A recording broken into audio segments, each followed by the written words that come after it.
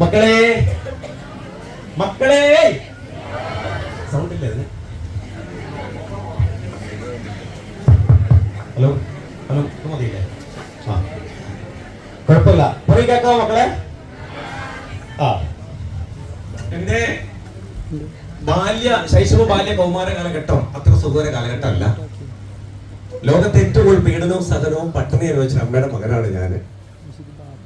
ലോകത്തിൽ ഏറ്റവും കൂടുതൽ വേദനകൾ അനുഭവിച്ച ഒരു ഗാർഹിക സാമൂഹ്യ പശ്ചാത്തലത്തിൽ നിന്നാണ് ഞാൻ 9 കിലോമീറ്റർ നടന്ന ഒരു കുന്നിന്റെ മുകളിൽ നിന്ന് മമ്പാട് ഹൈസ്കൂളിൽ 10ാം ക്ലാസ് വരെ പഠിച്ചത്.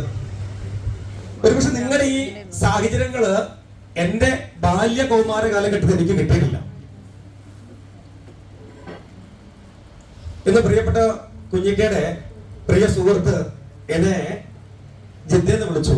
എന്നിട്ട് പറഞ്ഞടാ, എന്റെ ഏറ്റവും വലിയൊരു ചങ്ങുണ്ട് അവിടെ, കുഞ്ഞെന്ന പേരെന്ന് പറഞ്ഞു, കുഞ്ഞലിന്ന പേരെന്ന് പറഞ്ഞു. ഞങ്ങൾ അങ്ങനെയായിരുന്നു എന്ന് പറഞ്ഞു.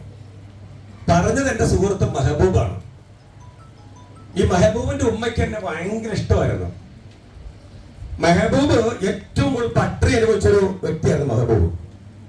ഞങ്ങൾ ഒന്നിച്ച് വലിയ ശങ്കായിട്ട് ഞങ്ങൾ ഇന്ന് സ്കൂളിൽ പോയി വരവൊക്കെ ഒന്നിച്ചായിരുന്നു. ഇന്ന് അവന് ഒരു ഫിനാൻഷ്യലി നല്ല ബാക്ക്ഗ്രൗണ്ട് ഒക്കെ ആയിട്ട് വിദേശത്ത് കഴിയുകയാണ്. ഉമ്മ ഏറ്റവും കൂടുതൽ ഹൃദയം കൊണ്ട് സ്നേഹിച്ച ഒരു വ്യക്തിയാണ് ഈ മെഹബൂബ്. മലപ്പുറത്ത് കൂട്ടിലങ്ങാടിയിലാണ് അവരുടെ വീട്. എല്ലാ ആധുനിക സൗകര്യത്തോടുകൂടി ജീവിക്കുകയാണ്. ഈ മെഹബൂബിനെ കുറിച്ച് ഞാൻ അവസാനം എന്റെ മക്കളോട് പറയാം. അപ്പൊ അവൻ എന്റെ ജീവിത വഴി വ്യക്തമായിട്ട് അറിയുന്ന ഒരു വ്യക്തിയാണ്. ഞാൻ ഏകദേശം വണ്ടിയും ബസ്സും ഒന്നും ഇല്ലാതെ 6 കിലോമീറ്റർ ഞാനും എന്റെ പെങ്ങളും ഒരു തോട്ടത്തിൽ നിന്ന് ചാലിയാർ പുഴയും കടന്ന് മമ്പാട് ഹൈസ്കൂളില് 10ാം ക്ലാസ് വരെ എത്തി. പക്ഷെ 10ാം ക്ലാസ്സിൽ എത്തിയപ്പോ ആദ്യത്തെ വർഷം 10ാം ക്ലാസ്സിൽ ഏറ്റവും കൂടുതൽ മാർക്ക് വാങ്ങിയിട്ട് ഞാൻ തോറ്റുപോയി. അങ്ങനെ ഞാനൊരു പെങ്ങൾ ഒന്നിച്ചാ പഠിച്ചത്. പെങ്ങൾ ജയിച്ചു, ഞാൻ തോറ്റു.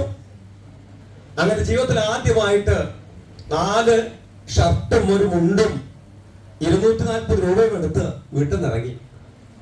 അങ്ങനെ ഷൊർണൂർ വഴി ചെന്നൈ, മുംബൈ 166 ദിവസം ചെന്നൈയിലും മുംബൈയിലും എയർപോർട്ടിൽ കഴിഞ്ഞ എക്സ്പീരിയൻസ്.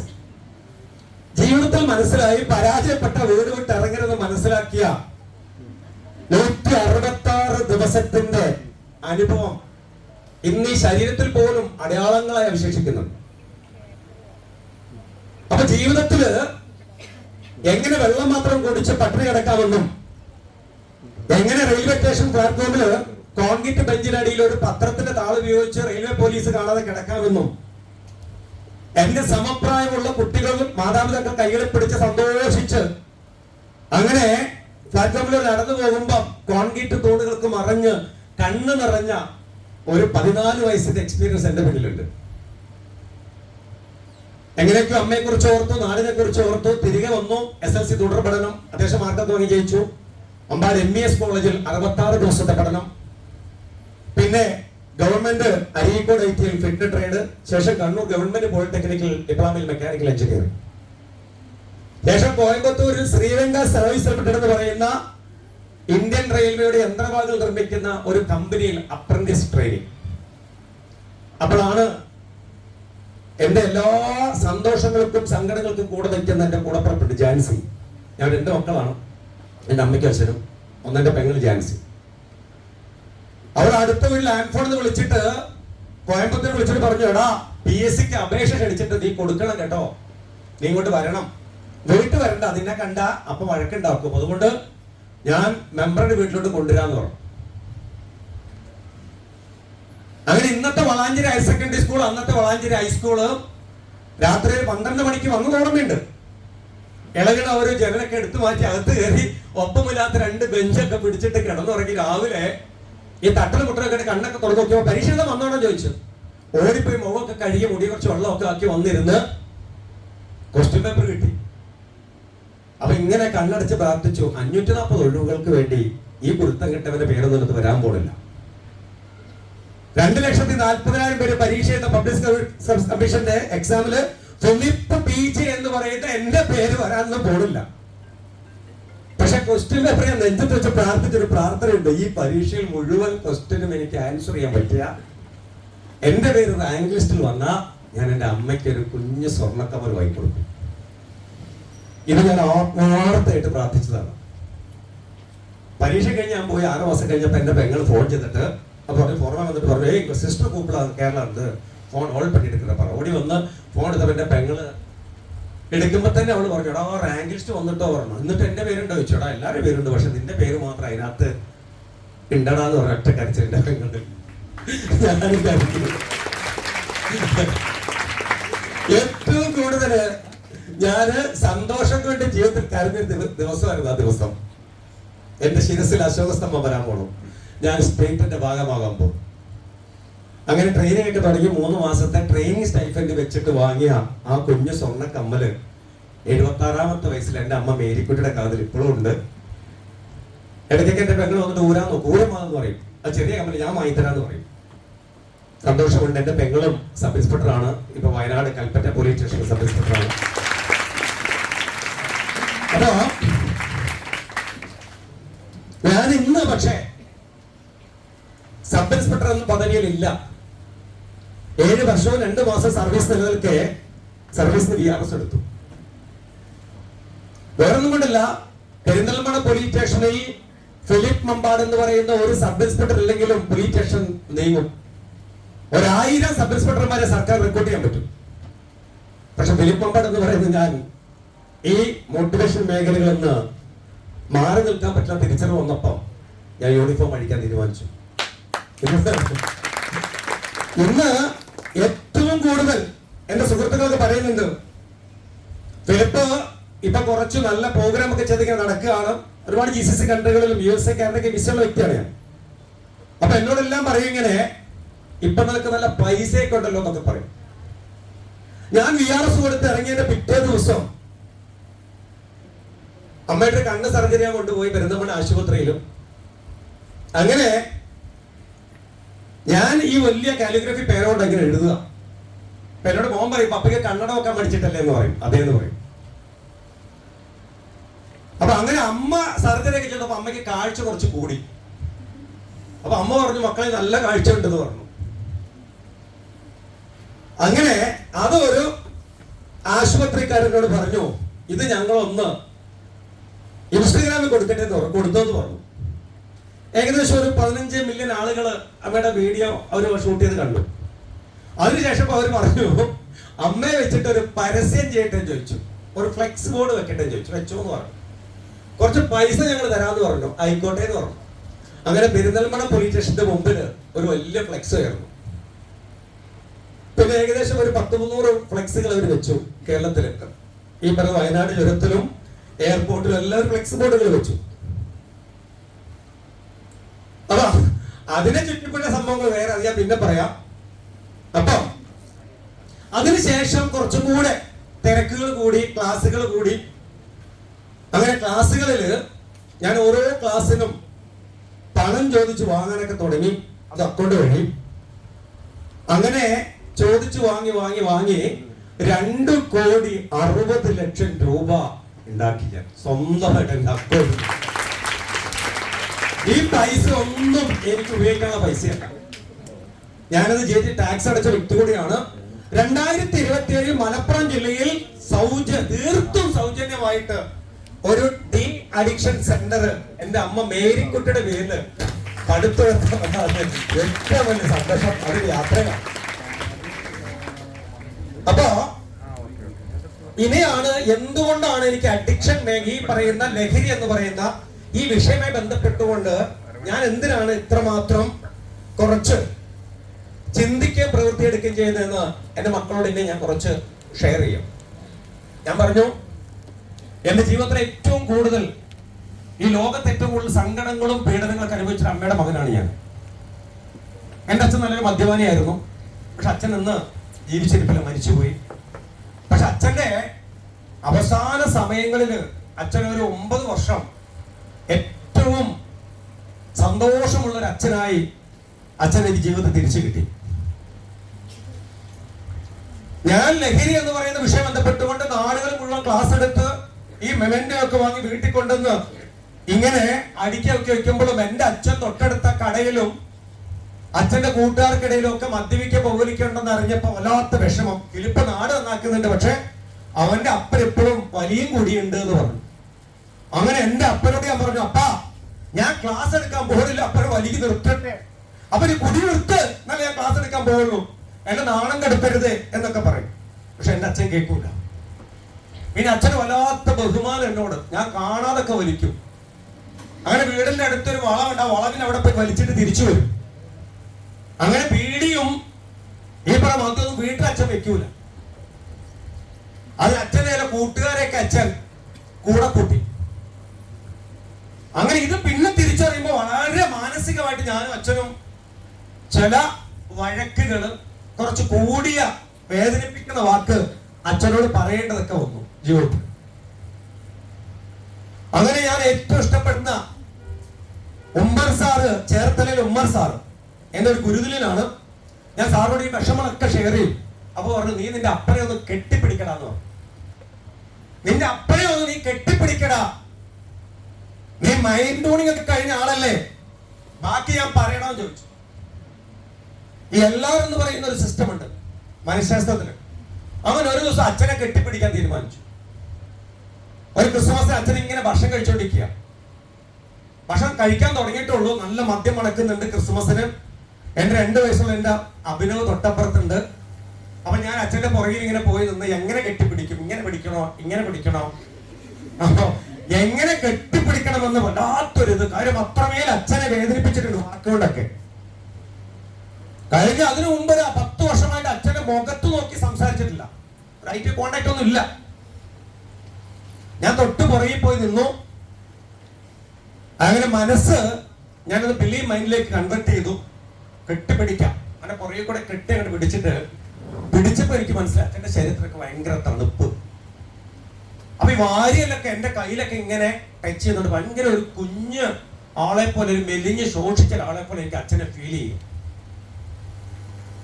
അപ്പൊ ഞാൻ ഈ മുഖമൊക്കെ അച്ഛനെ പുറത്ത് വെച്ചപ്പോ അച്ഛനൊരു മണമൊക്കെ കിട്ടി. എനിക്ക് എന്റെ ചെറുപ്പത്തിൽ എപ്പോഴോ കിട്ടിയൊരു മണം കിട്ടി അച്ഛന്റെ.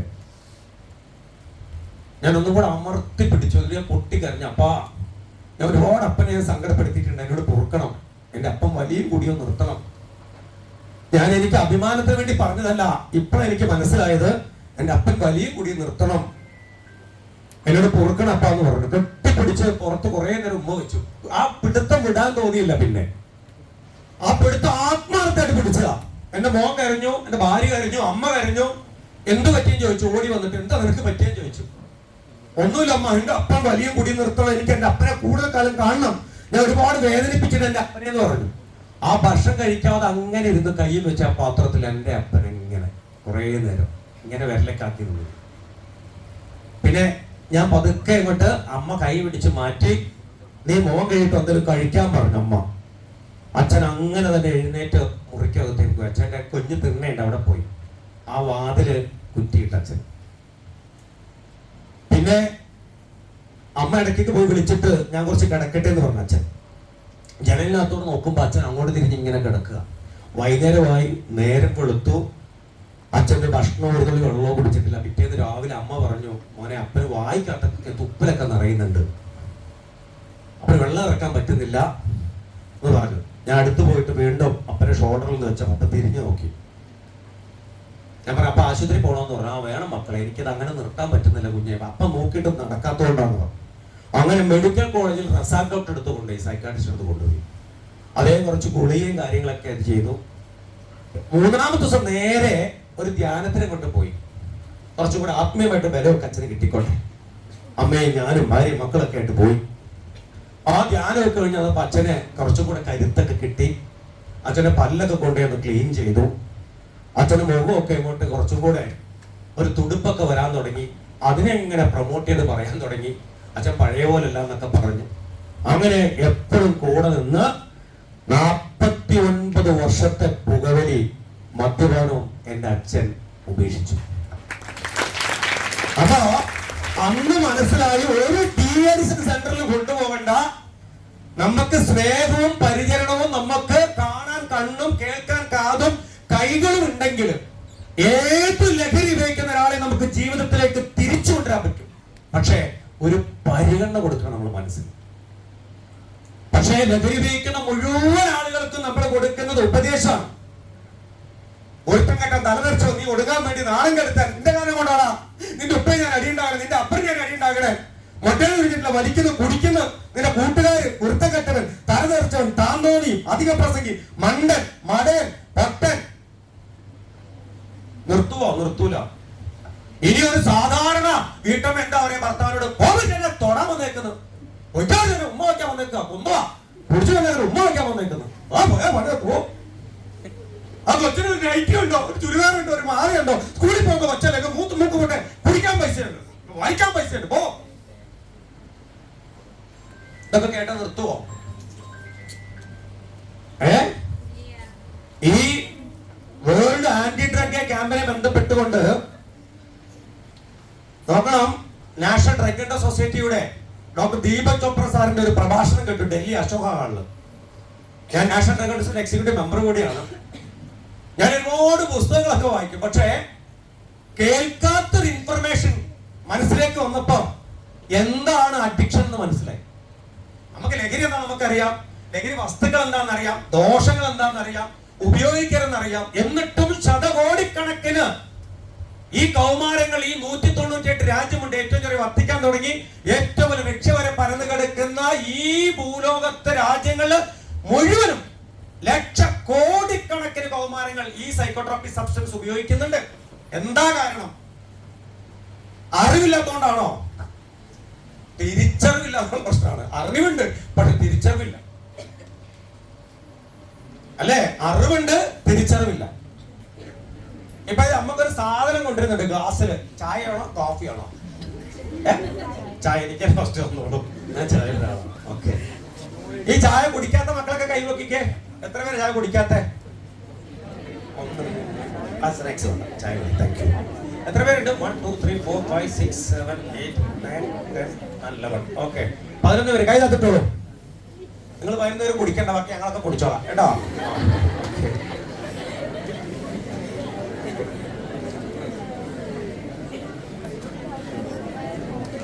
മക്കളെ, ഈ ചായക്കകത്തും കാപ്പിക്കകത്തും അടങ്ങിയിരിക്കണ ഒരു ഉത്തേജനമുണ്ട്. എന്താണെന്നറിയാമോ?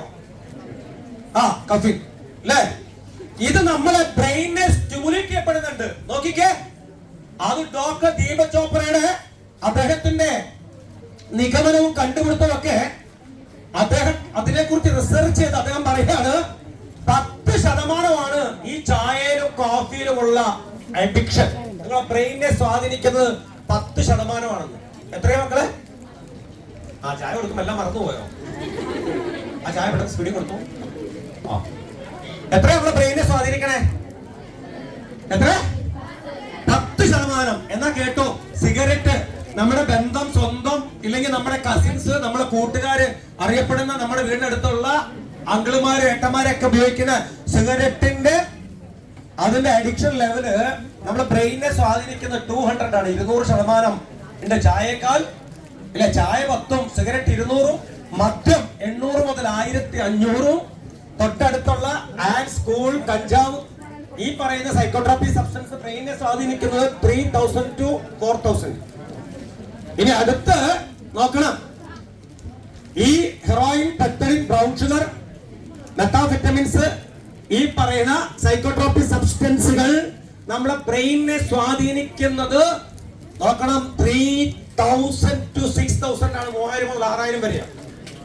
ഒരു ചായ കോഫി നമുക്ക് മാറ്റിവെക്കാൻ പറ്റുന്നില്ല. വെറും 10% ഉള്ളൂ നമുക്ക് സ്റ്റിമുലേഷൻ തരുന്നുള്ളൂ. എപ്പോ പിന്നെ എങ്ങനെയാണ് 200% ഈ ബ്രെയിനെ സ്വാധീനിക്കുന്ന സിഗരറ്റ് നമ്മൾ നിർത്ത് അപ്പ, നിർത്തുപ്പ, അങ്കിൾ ഒന്ന് നിർത്ത്, മോനെ നീ നിർത്തട എന്ന് പറഞ്ഞ സിഗരറ്റ് നിർത്തി എന്ന് പറഞ്ഞ് നിർത്തുവോ? മദ്യം 800 മുതൽ 1500 വരെയും മദ്യത്തിന്റെ അഡിക്ഷൻ ഉണ്ട്, ബ്രെയിനെ സ്വാധീനിക്കുന്നുണ്ട്. ആൽക്കഹോള് നിർത്തും. എത്രയാ? വൈകുന്നേരം വരെ നോമ്പൊക്കെ മാക്സിമം പോയാല് രാവിലെ തൊട്ട് വൈകുന്നേരം വരെ.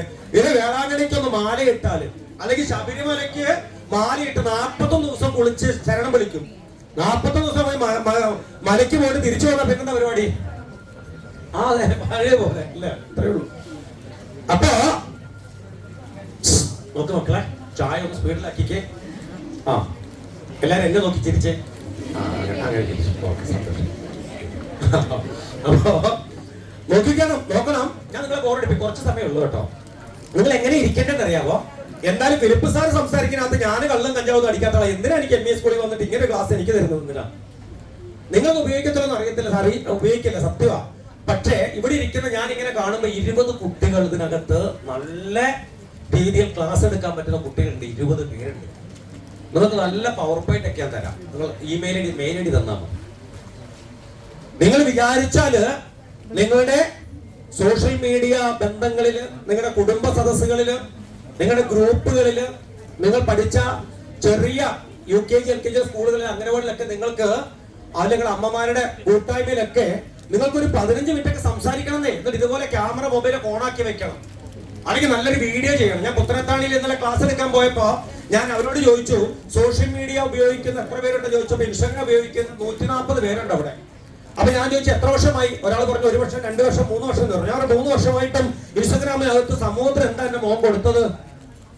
ഞാൻ ഒന്നും കൊടുത്തിട്ടില്ല. പിന്നെ ഞാൻ അവിടെ ഫ്രണ്ട്സിനോട് ചാറ്റ് ചെയ്യും, അത് തന്നെയാണ്. വേറെ ചോദിച്ചു മോനെന്താ കൊടുത്തേന്ന്. അപ്പൊ ഇങ്ങനെ കൈ വെക്കുന്നുണ്ട്. ആ, മോൻ പറയാന്ന് പറഞ്ഞു. ഞാനേ എന്റെ ഉപ്പാന്റെ മൊബൈൽ ഫോണിൽ അക്കൗണ്ട് എടുത്തിട്ട് ഞാന് ലഹരിക്കെതിരെ ഒരു ഷോർട്ട് ഫിലിം ചെയ്തു. ഞാൻ എന്റെ കുഞ്ഞോണെന്ന് പറഞ്ഞു. അവൻ എന്റെ കുഞ്ഞിനേത്തിയായിട്ട് ഷോർട്ട് ഫിലിം ചെയ്തെന്ന്. വേറെ കുട്ടിയോട് ചോദിച്ചു എന്താ ചോദിച്ചു, പറഞ്ഞു ലഹരി ഒരു ആന്റി ഡ്രഗ് ക്യാമ്പയിനില് ഞാൻ കുറച്ച് മുദ്രാവാക്യങ്ങൾ എഴുതി ഉണ്ടാക്കിയെന്ന്. എന്നിട്ട് ഞങ്ങൾ ആ മുദ്രാവാക്യം വിളിച്ചു പോകുന്നു ഒരു കുട്ടി. വേറെ ചോദിച്ചപ്പോ വേറെ രീതിയിൽ ഞാൻ മാനവേദൻ ഹയർ സെക്കൻഡറി സ്കൂളിൽ ക്ലാസ് എടുക്കാൻ പോയപ്പോ അവിടെ ക്ലാസ് എടുത്ത് പോയപ്പോ 3-ാമത്തെ ദിവസം ടീച്ചർ പറഞ്ഞു സ്കൂളിലോട്ടൊന്ന് വരണം ഫിലിപ്പ് സാറ്, ഇവിടെ ഒരു അത്ഭുതമുണ്ട്. നിങ്ങൾ ക്ലാസ് എടുത്ത് പോയപ്പോ ഒരു കത്ത് എഴുതിയിട്ട് ഒരു കുട്ടി കൊണ്ടുപോയിട്ട് കടക്കാരന് കൊടുത്തു. കടക്കാരൻ കത്തുമായിട്ട് ഇവിടെ വന്നിട്ട് കരയുകയാണ്. 2-ാമത്തെ ദിവസം അയാൾ കട തുറക്കുന്നില്ല, ഒന്ന് നിങ്ങൾ വരണമെന്ന് പറഞ്ഞു. അങ്ങനെ ഞാനും മകേഷും അവിടെ ചെന്നു. മക്കളെ ഇവിടെ ചായ സ്പീഡിൽ കുടിച്ചേ.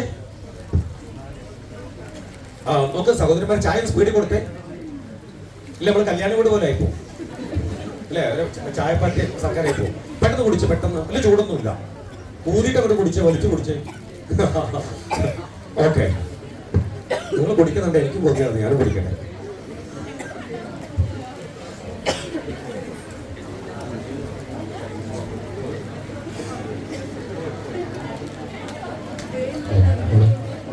എവിടെയാ ഞാൻ പറഞ്ഞു നിർത്തിയ മോളെ? മക്കളെ, ആ, സ്കൂളിലേക്ക് നോക്കിക്കേ. ഈ സംസാരിക്കുമ്പോ തിന്നുന്ന വർത്താനം പറയുന്നത് എന്തിനാ? അല്ല, സംസാരിക്കുമല്ലോ, എന്താ തെറ്റിപ്പോയി. ഈ ചായ കുടിക്കുമ്പോ എന്തിനാ ഈ സംസാരിക്കണേ? നല്ല മക്കളാ. പിന്നെ ഇവിടുത്തെ കുട്ടികൾക്ക് ഒരു പ്രത്യേകത കണ്ടെന്താ അറിയോ? പറയട്ടെ, ചില സ്ഥലത്തൊക്കെ ലഹരിയുടെ ക്ലാസ് എടുക്കാൻ പോയി കഴിഞ്ഞാൽ ശരിക്കും ഈ സബ് ഗെയിംസിൽ PT ഉഷ ഓടാൻ നിൽക്കൂല ഇങ്ങനെ, അങ്ങനെ. പക്ഷെ ഇവിടെ എല്ലാ കുട്ടികളും നല്ല ചിരിക്കണ മുഖങ്ങളാണ് ഞാൻ കാണുന്നത്. നല്ല ചിരിക്കണ കുട്ടികൾ, സത്യം, നല്ല കുട്ടികൾ കേട്ടോ. സന്തോഷം. അപ്പൊ നോക്കിക്കേ, സ്കൂളിൽ ഞാനും മകേഷും സ്കൂളിലെത്തി. അപ്പോൾ വലിയൊരു മനുഷ്യൻ സ്റ്റേജില് ഇങ്ങനെ തലയും താത്തി ഇങ്ങനെ നിൽക്കുന്നുണ്ട്. ഇങ്ങനെ ഒരു മനുഷ്യൻ തൊട്ടപ്പുറത്ത് ഒരു കുഞ്ഞോ നിൽക്കുന്നുണ്ട്. അവൾ ഇങ്ങനെ കാക്കി ഇങ്ങനെ നിൽക്കുക, ഭയങ്കര പോസിറ്റീവ് ആയിട്ട് അവള് നിൽക്കണേ. അപ്പൊ വേറൊന്നുമല്ല, ഒരു കത്ത് അവിടെ വായിച്ചു. അപ്പൊ കത്ത് എന്താണെന്ന് ടീച്ചർ പറഞ്ഞു തന്നു. ഞങ്ങൾ ഈ ക്ലാസ് എടുത്തതിന് ശേഷം വീട്ടിൽ ഞാനും മകേഷും പോയി. അപ്പൊ ക്ലാസ് കേട്ട ഒരു 10ാം ക്ലാസ്സിലെ കുട്ടി വീട്ടിൽ പോയിട്ട് അവള് കത്തെഴുതി. രാത്രി 12:30 മണിക്ക് അവൾ കത്തെഴുതി. കത്ത് ഇങ്ങനെയാണ്: പ്രിയപ്പെട്ട ഇക്ക, എന്റെ പേര് Anjitha C, Manavedan higher secondary school നിലമ്പൂരില് 10C ക്ലാസ്സിലാണ് ഞാൻ പഠിക്കണേ. ഇന്ന് എന്റെ സ്കൂളിൽ വന്ന് ഫിലിപ്പ് സാറും മകേഷ് സാറും വന്ന് ക്ലാസ് എടുത്തപ്പോഴാണ് മനസ്സിലായത് നിങ്ങളുടെ കടയിൽ വിൽക്കുന്നത് ഹാൻഡ്സ് അല്ല, അത് ക്യാൻസർ പൊതികളാണെന്ന് മനസ്സിലായി. ഇന്ന് എന്റെ ക്ലാസ്സിൽ പഠിക്കുന്ന വിവേക് എന്ന് പറയപ്പെടുന്ന കുട്ടി പാവമാണ്. അവൻ പലപ്പോഴും ഉപയോഗിക്കുന്നത് നിങ്ങളുടെ കടയിൽ നിന്ന് വാങ്ങിയിട്ടാന്ന് അറിഞ്ഞു. അതിയായ സങ്കടം തോന്നുന്നുണ്ട്. എനിക്ക് ഉറക്കം വരാത്തതുകൊണ്ടാണ് ഈ കത്ത് എഴുതി തുടങ്ങിയത്. എന്നിട്ട് ഈ കത്ത് വായിച്ചു തീരുന്ന എപ്പോഴാണോ അപ്പോൾ തന്നെ നിങ്ങളുടെ കടയിലെ സകല ലഹരിപ്പൊതികളും എടുത്ത് ഉപേക്ഷിക്കുമെന്ന് ഞാൻ വിശ്വസിച്ചു കൊള്ളട്ടെ. സ്നേഹപൂർവ്വം Anjitha C, Manavedan higher secondary school Nilambur എന്ന് പറഞ്ഞ് എഴുതിയിട്ട് ആ കുട്ടിയോട് ഒപ്പിട്ടിട്ട് ആ കത്തും പേനയും അവിടെ വെച്ചിട്ട് അവള് ഉറങ്ങാതിരുന്നു എന്നാ മോള് പറഞ്ഞേ. നേരം വെച്ച് വീണ്ടും അവള് ആ പേന എടുത്തിട്ട് വീണ്ടും അവൾ ആലോചിച്ചിട്ട് അതിന്റെ അടിയിൽ ഇങ്ങനെ എഴുതി വെച്ചു: പ്രിയപ്പെട്ട ഇക്ക, ഒന്നുകൂടെ പറയട്ടെ, നിങ്ങൾക്ക് 3 പെൺകുട്ടികളല്ലേ? പലപ്പോഴും അവരെ കടയ്ക്കകത്ത് കാണാറുണ്ട്. അവർ വളർന്നു വലുതാകുമ്പോ അവരെ കെട്ടിച്ചു വിടുമ്പോ അവരെ കെട്ടിക്കൊണ്ടുപോകുന്ന പുരുഷന്മാർ കടുത്ത ലഹരി പദാർത്ഥങ്ങൾക്ക് അടിമപ്പെട്ടവരാണ് തിരിച്ചറിയുന്നത്. വരുമോ ഇല്ലയോ? എന്നിട്ട് ക്വസ്റ്റ്യനൊക്കെ ഇട്ടിട്ട് അവള് ബ്രേക്ക്ഫാസ്റ്റ് പോലും കഴിക്കാതെ പുസ്തകം എടുത്ത് അവള് പോയി. ആ സ്കൂളിന്റെ അടുത്ത് പോയി എന്നിട്ട് എന്നാന്ന് പറഞ്ഞു. എന്താ മോളെ ചോദിച്ചു. വായിക്കാൻ പറഞ്ഞു. ആ കത്ത് വാങ്ങി വായിച്ചു. വൈകുന്നേരം സ്കൂള് വിട്ട് വരുമ്പോ ഈ കുട്ടി വരുമ്പോ കടയുടെ പേടിച്ച് നോക്കിയ കുട്ടി പറഞ്ഞു നോക്കുമ്പോ കട അടഞ്ഞു കിടക്കണമെന്ന്. ഏറ്റവും കൂടുതൽ കച്ചവടം നടക്കുന്ന സമയം 10,000 കുട്ടികളുള്ള ആ സ്കൂളിന്റെ പുറത്തുള്ള കട വൈകുന്നേരം അടഞ്ഞു കിടക്കുകയാണ് കട. വീട്ടിൽ വന്ന് ഉമ്മയോട് പറഞ്ഞു. ഉമ്മ പറഞ്ഞു നല്ല കാര്യം എന്റെ മോള് ചെയ്തെന്ന് പറഞ്ഞു. പിറ്റേ ദിവസം രാവിലെ പോയപ്പോ കട അടഞ്ഞു കിടക്കണം. അന്ന് വൈകുന്നേരം കത്തുമായിട്ട് ടീച്ചറെടുത്ത് എത്തി. പിന്നെ എന്നെ മകേഷ് വിളിക്കുന്നു. ഞങ്ങൾ അവിടെ ചൊല്ലുന്നു. ഈ മനുഷ്യൻ സ്റ്റേജിൽ നിന്ന് പറഞ്ഞ വർത്താനം എന്താണെന്നറിയാമോ? സാറേ, ഞാൻ റിയാദിൽ 19 വർഷം ജോലി ചെയ്താണ്. എനിക്ക് ഒരു 10-12 കോട്ടേഴ്സ് ഉണ്ട്. അവിടെ മൊത്തം ഭായിമാരാ താമസിക്കുന്നത് സാറേ. എനിക്കൊരു ചെറിയ പലചരക്ക് കച്ചവടം ഉണ്ട്. കുട്ടികൾക്കുള്ള സാധനങ്ങളൊക്കെ ഞാൻ ആൻസ് കുട്ടികൾക്കല്ല കൊടുത്തത്. ഈ ഭായിമാര് സാധനം വാങ്ങാൻ വരണമെങ്കിൽ പലചരക്ക് സാധനം വാങ്ങണമെങ്കിൽ ആൻസ് കൊടുക്കണം. അത് കൊടുത്തിട്ടില്ലെങ്കിൽ എന്റെ കച്ചവടം കിട്ടൂല സാറേ. അങ്ങനെ കൊടുത്തപ്പോ കുട്ടി വാങ്ങിയിട്ടുണ്ടാവും. ഇനി ഞാൻ വിൽക്കൂല സാറേ. എന്നിട്ട് വേറൊരു കാര്യം കൂടി മനുഷ്യൻ പറയാണ്.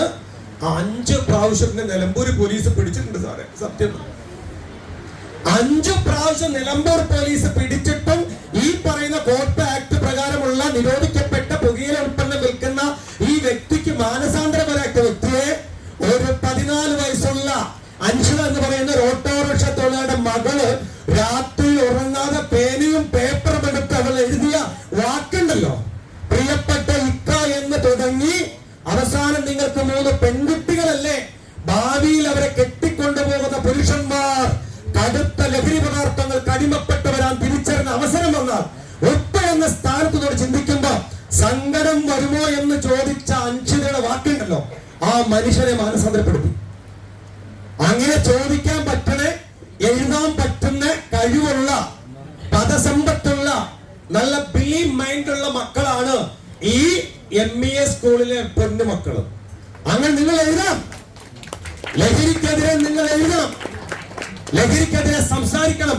ലഹരിക്കെതിരെ ഒരു സായുധ വിപ്ലവത്തിൽ ഈ ആധുനിക നവമാധ്യമ കാലഘട്ടത്തിൽ നിങ്ങളുടെ ഇടപെടലുകൾ സമൂഹത്തിൽ ഉണ്ടാവണം. അവിടെയാണ് ഒരു വിദ്യാർത്ഥി എന്ന രീതിയിൽ നമ്മളുടെ പങ്ക് നമുക്ക് വെളിപ്പെടുത്താൻ പറ്റും. നമുക്ക് എങ്ങനെ വേണം കേൾക്കാം, നമുക്ക് എങ്ങനെ ജീവിക്കാം. ഇപ്പൊ USA പോലുള്ള കാനഡ, ബ്രിട്ടൻ, ഈ ഇറ്റലിയും ജർമ്മനിയും ഫ്രാൻസും ഒക്കെ അവരുടെ പല മൾട്ടിനാഷണൽ കമ്പനികളിലും അവർ ഇന്റർവ്യൂകൾ നടക്കുന്ന സമയത്ത്, ഓൺലൈൻ ഇന്റർവ്യൂ കഴിഞ്ഞിട്ട് അവരെ മുഖാമുഖം ക്ഷണിക്കുന്ന സമയത്ത് അവർ ചോദിക്കുന്ന ചോദ്യം എന്താണെന്നറിയാമോ? നിങ്ങളുടെ എക്സ്പീരിയൻസ് സർട്ടിഫിക്കറ്റ് ഒന്നുമല്ല അവർ ചോദിക്കുന്നത്. എത്ര വർഷക്കാലത്തോളമായി താങ്കൾ സമൂഹ മാധ്യമങ്ങളിൽ സാന്നിധ്യമുണ്ടെന്ന് ചോദിക്കുന്നത്. എത്ര വർഷമായി സോഷ്യൽ മീഡിയയിൽ താങ്കൾ ഇടപെടലുണ്ട് എന്ന് ചോദിക്കും. ഒരു ഇൻസ്റ്റാഗ്രാം എന്ന് പറഞ്ഞാൽ കേവലം ഒരു കുട്ടിക്കളിയല്ല. കുട്ടിക്കളിയുള്ളവർക്കൊക്കെ കുട്ടിക്കളിയാ. 13,500 കുട്ടികൾ ആ കുട്ടിക്കളി മൂലം ജീവിതം നഷ്ടപ്പെട്ട് ഇങ്ങനെ ഒരു കയറ് തുമ്പത്ത് ഇങ്ങനെ തൂങ്ങിക്കിടന്നു. കാര്യം എന്താ? ഒരാളിൽ നിന്ന് ഒരാളിലേക്ക് മാത്രം കാണാത്തൊരുവൻ, കേൾക്കാത്തൊരുവൻ, ഊരും പേരും അറിയാത്തൊരുവനുമായിട്ട് സൗഹൃദം ഉണ്ടാക്കി ചാറ്റ് ചെയ്ത് അവന്റെ വാക്കിന് വേണ്ടി കാതോർത്തിരുന്ന് സകലതും ഡിലീറ്റ് ചെയ്ത് ക്ലിയർ ചെയ്ത് ഫോർമാറ്റ് ചെയ്ത് അവന്റെ വാക്കുകൾക്കും അവന്റെ ചൊൽപ്പടികൾക്കും വിധേയപ്പെട്ടുകൊണ്ട് ഒരു കണ്ടീഷൻ പ്രകാരം ജീവിതം സമർപ്പിക്കപ്പെട്ടപ്പം ഉണ്ണാൻ പറ്റണില്ല, ഉറങ്ങാൻ പറ്റണില്ല, കിടക്കാൻ പറ്റുന്നില്ല, ഒന്ന് തുറന്ന് ചിരിക്കാൻ പറ്റാത്ത രീതിയിൽ വഴിമാറിയപ്പോ സകലതും കൊണ്ടുപോയിട്ട് നമ്മള് അവന്റെ കൈ കാൽക്കീഴെ കൊണ്ട് കൊടുത്തുന്ന കണ്ടോ എന്ന് പറഞ്ഞിട്ട് നമ്മളെല്ലാം ഡിലീറ്റ് ചെയ്തു. അച്ഛൻ കാണും, അമ്മ കാണും, ഏട്ടൻ കാണും, ഡിലീറ്റ് ചെയ്തു. പക്ഷെ അവൻ അതെല്ലാം ഒരുക്കി സൂക്ഷിച്ച് കൈവശം വെച്ചു. കാര്യം എന്താ? നീ അത്ര സുന്ദരി കുട്ടിയാ. അവൻ ഇടയ്ക്കൊക്കെ നിന്നെ കാണണം. പക്ഷെ നീ ഉണ്ടോ അറിയുന്നു. കാലം ഇങ്ങനെ കഴിഞ്ഞപ്പോ അവൻ കുറച്ച് നല്ലവനല്ല, എനിക്കൊന്ന് മാറണം, എനിക്ക് തിരിഞ്ഞു നടക്കണം തോന്നി. നീ ഇങ്ങനെ തിരിഞ്ഞു നടന്നപ്പോ അവന്റെ കയ്യിലുള്ള പല അസ്ത്രങ്ങളും എടുത്തവൻ അമ്പ് ചെയ്യാൻ തുടങ്ങി. എന്നാ പിടിച്ചോന്ന് പറഞ്ഞിട്ട്, ഒരമ്പെന്നാ നിനക്ക്, ഒരമ്പ് നിന്റെ ആങ്ങളയ്ക്ക്, ഒരു അമ്പ് നിന്റെ ഉപ്പയ്ക്ക്, ഒരു അമ്പ് ഞാൻ പൊതുസമൂഹത്തിൽ കൊടുക്കുവേണ്ടി എന്ന് പറയുമ്പോ കുറെ കുട്ടികൾ തളർന്നു വീണു. കുറെ പേര് ഒരു കയറിന് തുമ്പത്ത് ഇങ്ങനെ തൂങ്ങിക്കിടന്നു. കുറെ പേര് എങ്ങനെ ജീവിതം അവസാനിപ്പിക്കാമെന്ന് സോഷ്യൽ മീഡിയ കയറി പരിശോധിക്കാൻ തുടങ്ങി. കുറെ പേര് ആരോടും പറയാതെ ഹൃദയത്തിൽ ഇങ്ങനെ വെക്കാൻ തുടങ്ങി. അങ്ങനെ ഉണ്ണാൻ പറ്റാതെ, ഉറങ്ങാൻ പറ്റാതെ അവൾ അങ്ങനെ മെലിഞ്ഞ് എല്ലും തോലുമായി. അവസാനം ഉമ്മയൊപ്പ അവളെ ഒന്നൊരു കൗൺസിലിങ്ങിന് കൊണ്ടുപോയി. അവളെല്ലാം പറയുന്നുണ്ട്. ആരോടാ? ഉമ്മയോടും ഉപ്പയോടും പറഞ്ഞ അടിയും പിടിയും കിട്ടും, വീട്ടിൽ വഴക്കാവും. ഞാൻ എല്ലാം പറയുന്നുണ്ട് സാർ. ആരോട്? എന്റെ കൂട്ടുകാരിയോട്. കൂട്ടുകാരിക്ക് എന്താ ചെയ്യാൻ പറ്റും? നിസ്സംഗരസിയ കൂട്ടുകാരി എന്താ ചെയ്യാ? അവളത് കേൾക്കും. സാറിലടി എനിക്കുണ്ടടി ഇങ്ങനൊക്കെ നമ്മള് രണ്ടാളും.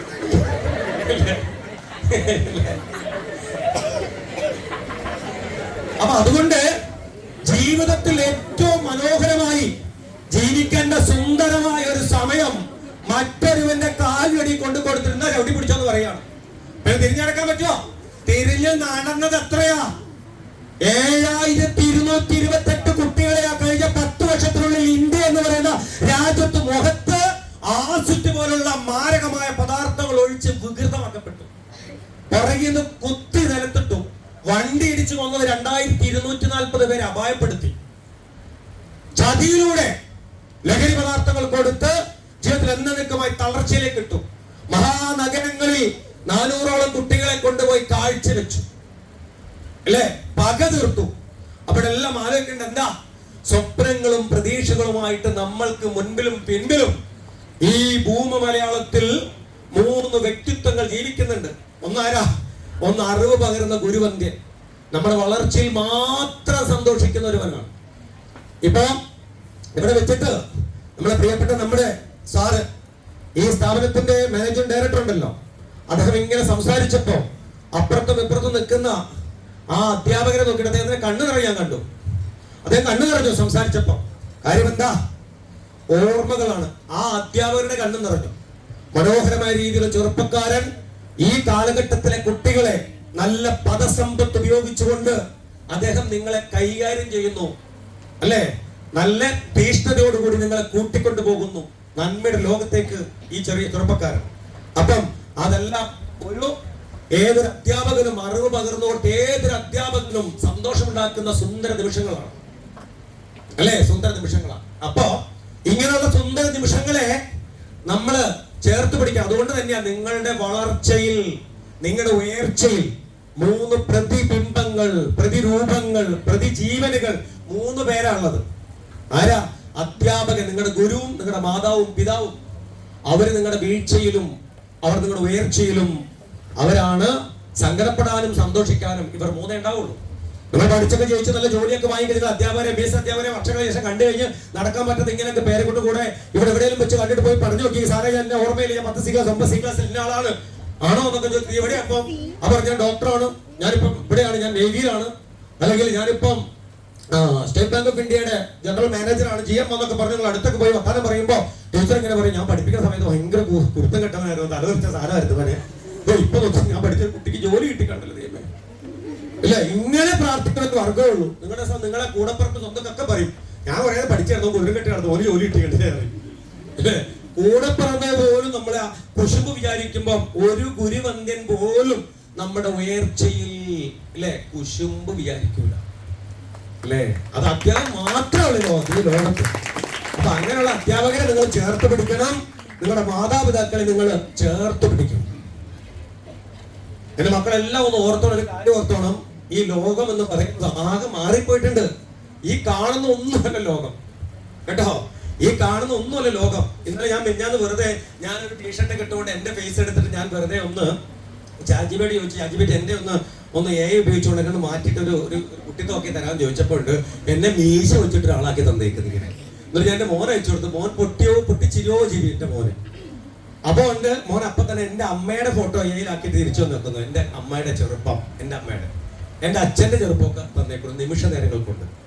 അപ്പൊ ഈ കാലം എന്ന് പറയപ്പെടുന്ന പ്രിയപ്പെട്ട മക്കളെ മൊത്തം മാറിപ്പോ ഏത് ശരി ഏത് തെറ്റെന്ന് നിങ്ങൾ കാണുന്ന മാത്രയിൽ നിങ്ങൾക്ക് വിശ്വസിക്കാൻ പറ്റൂല.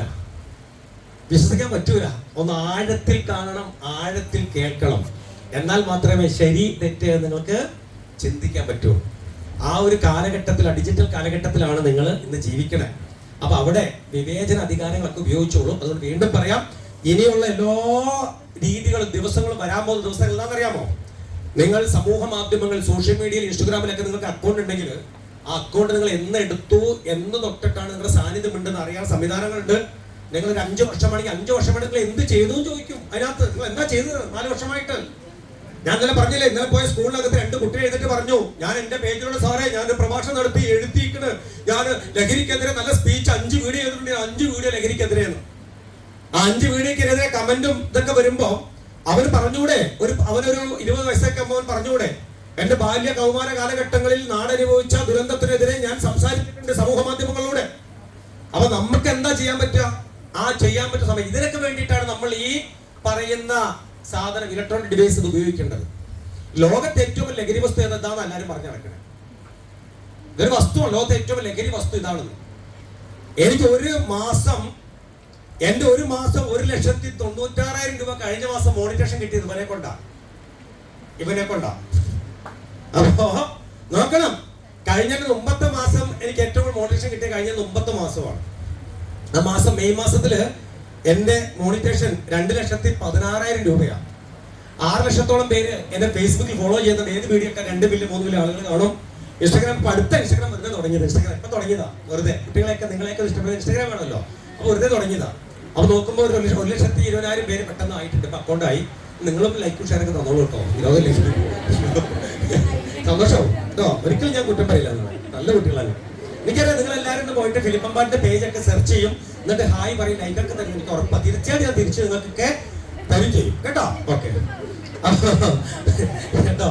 അപ്പൊ നോക്ക് മക്കളെ, ആർക്ക് വേണ്ടി? എനിക്ക് വേണ്ടിയല്ല കേട്ടോ. 54 ലാപ്ടോപ്പ് കൊടുത്തതാണ്. 54 ലാപ്ടോപ്പ് കഴിഞ്ഞ മാസം ഞാൻ പാലക്കാട് പൊതുനഗരത്ത് പോയിട്ടാണ് കൊടുത്തത്. നിങ്ങൾക്ക് തരുന്ന കാര്യമല്ല പറയണേ, കേട്ടോണം.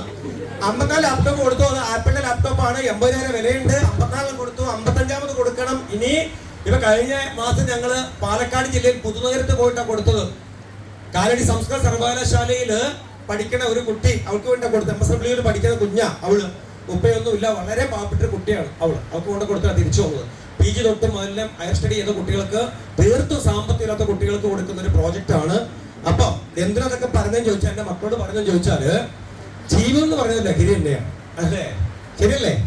ജീവിതം ലഹരിയാ. ഒരു പ്രാവശ്യം നമുക്ക് ഉള്ളതേത്, രണ്ടാമത് അവസരം ഉണ്ടെന്നൊന്നും നമ്മൾ പ്രതീക്ഷിക്കൊന്നും വേണ്ട. ഇവിടെ സ്വർഗവും നരകവും ഒക്കെ ആയിട്ട് ഇവിടെ ജീവിച്ച് നമ്മൾ മതിയാകുക. നമ്മുടെ പ്രവൃത്തിക്കനുസരിച്ച് സ്വർഗത്തെ സ്ഥാനമൊക്കെ നമുക്ക് കിട്ടിക്കോളും കേട്ടോ. അപ്പൊ അതുകൊണ്ട് നമ്മൾ ആരാ എന്താന്നൊക്കെ നമ്മളോട് ചോദിച്ചാൽ ഒരു 3ാമത്തെ തലമുറയ്ക്ക് പറയാൻ പറ്റണം നമ്മൾ ആരാണെന്ന്, അല്ലേ? ഇവിടെ ഇരിക്കുന്ന കുഞ്ഞിനോട് ചോദിക്കുക, അച്ഛന്റെ പേരെന്താ? മോള് പറ അച്ഛന്റെ പേര്. ആ മോളോട് തന്നെ, അച്ഛന്റെ പേര്. മോളുടെ പേരെന്താ? ആ തേജശ്രീയുടെ അച്ഛന്റെ പേര് മധുസൂദന്റെ അച്ഛന്റെ പേര് നാരായണന്റെ അച്ഛന്റെ പേര് അറിയില്ല. ഓക്കെ. അപ്പോ ഇതുണ്ടായിട്ടാണോ ഇത്രയും നേരം ഉണ്ടായിരുന്നത്? ആ മോളുടെ അച്ഛന്റെ പേര്. ഈ മോളെ ഇത് വരുന്നുണ്ടാ ഈ ബിസിനസ്? ഹലോ കുറച്ച് ഹലോ. മോളുടെ അച്ഛന്റെ പേര് ഉണ്ണികൃഷ്ണൻ. വേണു.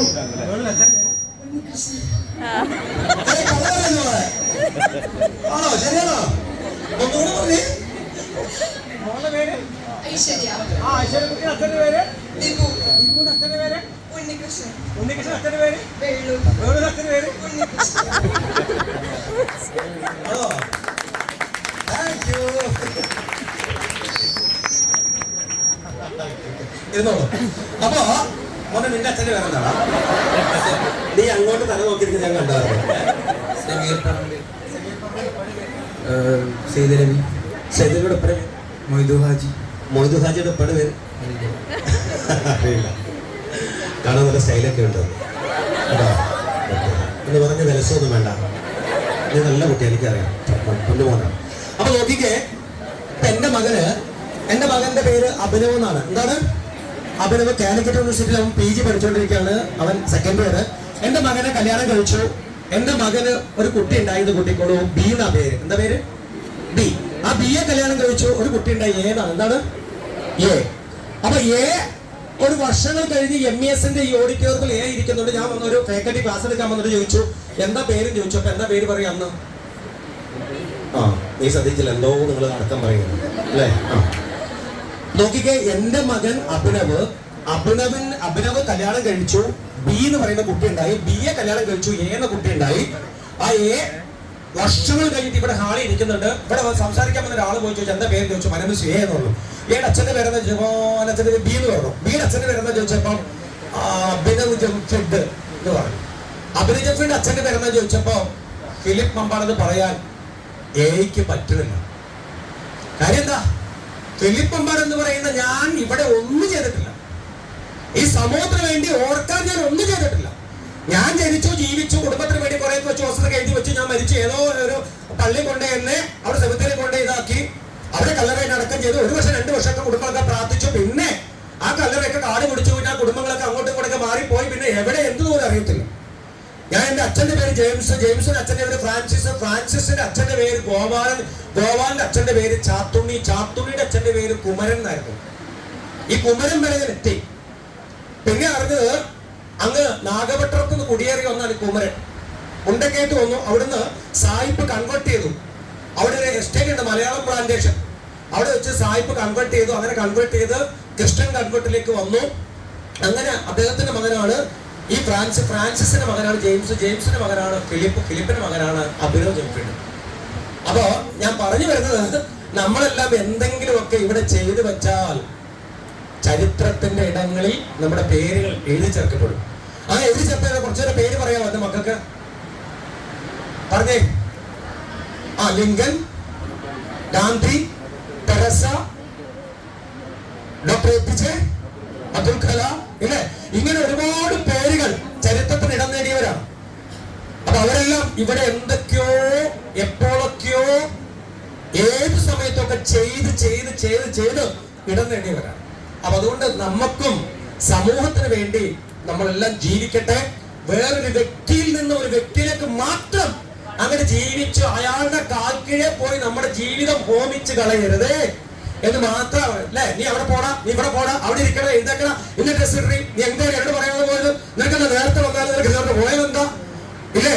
അങ്ങനെ ഒരാളുടെ കീഴിൽ നമ്മുടെ ജീവിതം നിങ്ങൾ കൊണ്ട് കെട്ടിയിടരുത്. എല്ലാ സന്തോഷത്തോടു കൂടിയും എല്ലാ സ്നേഹത്തോടു കൂടിയും എന്നാൽ എല്ലാ അഭിമാനത്തോടു കൂടിയും മണ്ണിൽ എന്റെ മക്കൾ ജീവിക്കണം. നോക്കിക്കേ, കുറച്ചു കാര്യം കൂടെ പറഞ്ഞ് നമുക്ക് അവസാനിപ്പിക്കാം. ഇനി പറയുന്ന പ്രധാനപ്പെട്ട പോയിന്റ് ഞാൻ പറയാൻ പോണേ, ശ്രദ്ധിച്ച് കേൾക്കണേ. ഇനി പറയാൻ പോണ പ്രധാനപ്പെട്ട പോയിന്റ് ആണ്, ശ്രദ്ധിച്ച് കേൾക്കണം. നമ്മൾ ഈ കേരളം ഇന്ന് നമ്മൾ ഇത്തരത്തിലൊരു ക്യാമ്പയിൻ ഇവിടെ നടത്തുമ്പോൾ എന്തുകൊണ്ടാണ് ഈ ഗോഡ്സ് ഓൺ കൺട്രി എന്ന് വിശേഷിക്കപ്പെടുന്ന സാക്ഷര കേരളം അക്ഷരാർത്ഥത്തിൽ ഇന്ന് എന്തിനാണ് ഇത്രമാത്രം ക്ലാസ്സുകൾ നയിക്കപ്പെടുന്നത്? എന്ത് ക്ലാസ്? എന്ത് ക്ലാസ്സാ? എന്ത് ക്ലാസ്സാ? Awareness class. അവയർനെസ് ക്ലാസ് അല്ലേ? ഏതിനെ കുറിച്ചുള്ള അവയർനെസ് ആണ്?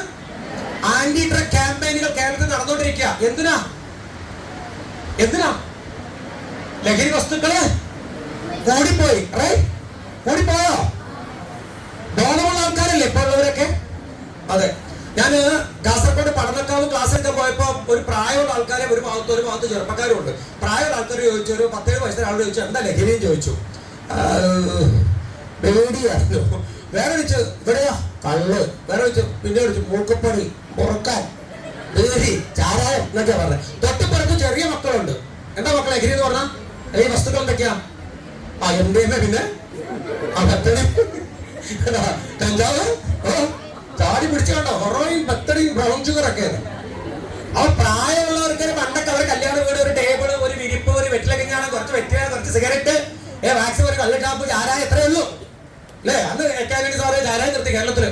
1,25,000 ചാരായ ഷാപ്പുകൾ കൂട്ടി അലുവാദത്തിൽ മദ്യനിർന്നു വൈപ്പിൻ മധുരം നടന്ന ഒരു പഴയ കാലത്തിന്റെ ഓർമ്മകള്. കാലം ഇന്നങ്ങനെയാണോ? അല്ല. 5 വർഷത്തിനുള്ളിൽ 24 അമ്മമാരെ കൊന്നു കളഞ്ഞു ഈ സാക്ഷര കേരളത്തിൽ മക്കള്. 5 വർഷത്തിനുള്ളിൽ 24 അമ്മമാരെ കൊന്നു കളഞ്ഞു ഈ സാക്ഷര കേരളത്തിൽ മക്കൾ. 72 അച്ഛന്മാര്, 72 അച്ഛന്മാര് മരിച്ചു, കൊന്നു കളഞ്ഞു മക്കള്. നിങ്ങൾ അച്ഛന്മാരെ കൊല്ലുവോ? നിങ്ങള് ഉമ്മയുടെ കൈയൊക്കെ പിടിച്ച് ഓടിക്കുവോ? ഉമ്മയുടെ തലക്കിട്ട് അടിക്കുവോ? എന്നാ തിരുവനന്തപുരത്ത് ഒരുത്തനെ ഉമ്മയുടെ തലക്കിട്ട് അടിച്ചു. എത്ര അടി അടിച്ചെന്ന് അറിയാമോ? 5 അടി അടിച്ചു. ആദ്യത്തെ അടി ഇവിടെ, 2ാമത്തെ അടി ഇവിടെ, 3ാമത്തെ അടി ഇവിടെ, 5ാമത്തെ അടി ഇവിടെ. 48 പൊട്ടലുകൾ പൊട്ടി ഉമ്മ. എന്നിട്ട് അടുക്കളയിൽ പോയിട്ട് ചെയ്തെന്താന്നറിയാം? ഇവൻ അടുക്കളയിൽ പോയിട്ട് ഗ്യാസ് വലിച്ചിട്ട് അവിടെ തുറന്നു വിട്ടു.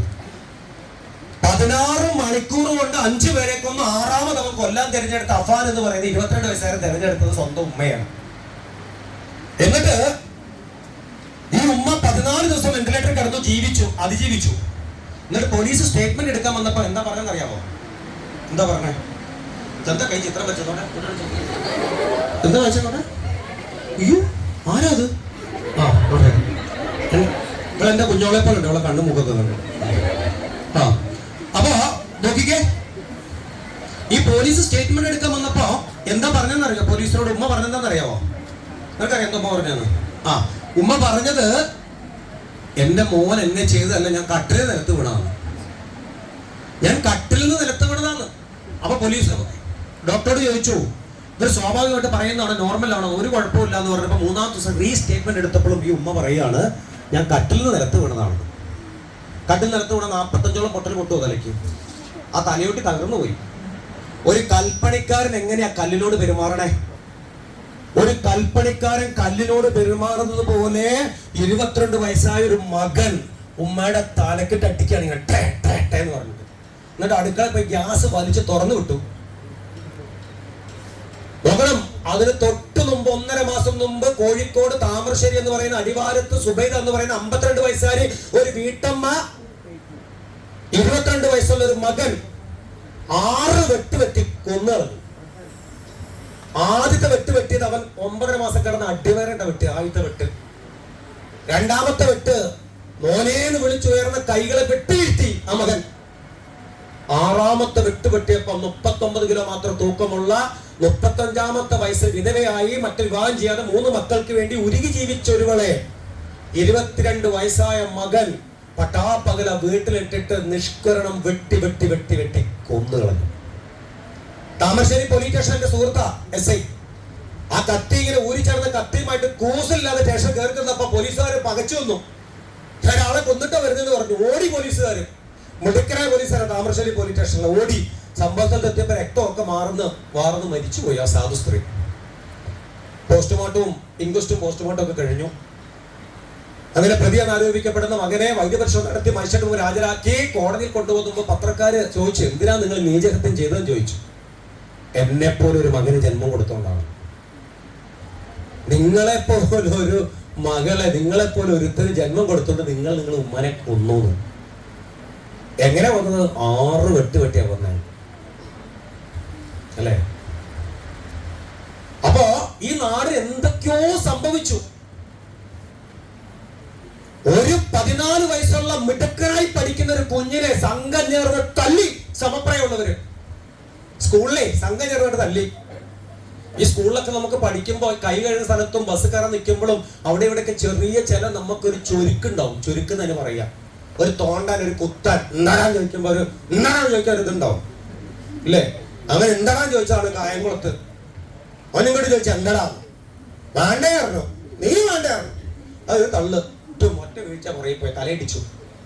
പിറ്റേ ദിവസം എല്ലാവരും എഴുതിട്ട് തലയൊക്കെ വെള്ളമൊക്കെ വിസൊക്കെ വന്ന് തലയൊക്കെ ഇങ്ങനെ തിരുമ്മി കൊടുത്തു. ഒക്കെ കഴിഞ്ഞു വീട്ടിൽ പോയി. പിറ്റേ ദിവസം ക്ലാസ്സിൽ വന്നു. പിറ്റേ ദിവസം തൊട്ട് ക്ലാസ്സിൽ വരാതായി. പിന്നെ ഒരു പനി. അങ്ങനെ തിരുവനന്തപുരം ചിത്ര ഹോസ്പിറ്റലിൽ അഡ്മിറ്റ്. 4 ദിവസം പിന്നെ വെന്റിലേറ്ററിൽ. പിന്നെ 30 ദിവസം വെന്റിലേറ്റർ. 31ാമത്തെ ദിവസം സ്പൈനലിന് സർജറി ചെയ്തു. ആള് കോമയിലേക്ക് പോയി. 6 മാസം. അങ്ങനെ 70 കിലോ ഉള്ള സുന്ദരം മെലിഞ്ഞ് 17 കിലോ ആയിട്ട് ചൊട്ടിച്ചൊളിഞ്ഞു. അങ്ങോട്ട് മരിച്ചുപോയി. ഒരു തള്ളലട്ടെന്ന് പറഞ്ഞു, വെറുതെ ഒരു തള്ളല്. താമരശ്ശേരി ട്യൂഷൻ സെന്ററിൽ ഉണ്ടായ ഒരു തർക്കത്തിൽ ഒരു 14 വയസ്സുകാരനൊക്കെ ഒന്നാക്കി കുടിച്ച് തള്ളി, വെറുതെ തള്ളി. ഭാഗം പിടിച്ച് വലിച്ചു. അവിടെ ഓനിട്ട് 2 കൊടുക്കണം എന്ന് പറഞ്ഞു. വീടുകാരായിരുന്നു അവനെ. അവിടെ നാളെ വന്നിട്ട് പൂസാട്ടാ പറഞ്ഞു.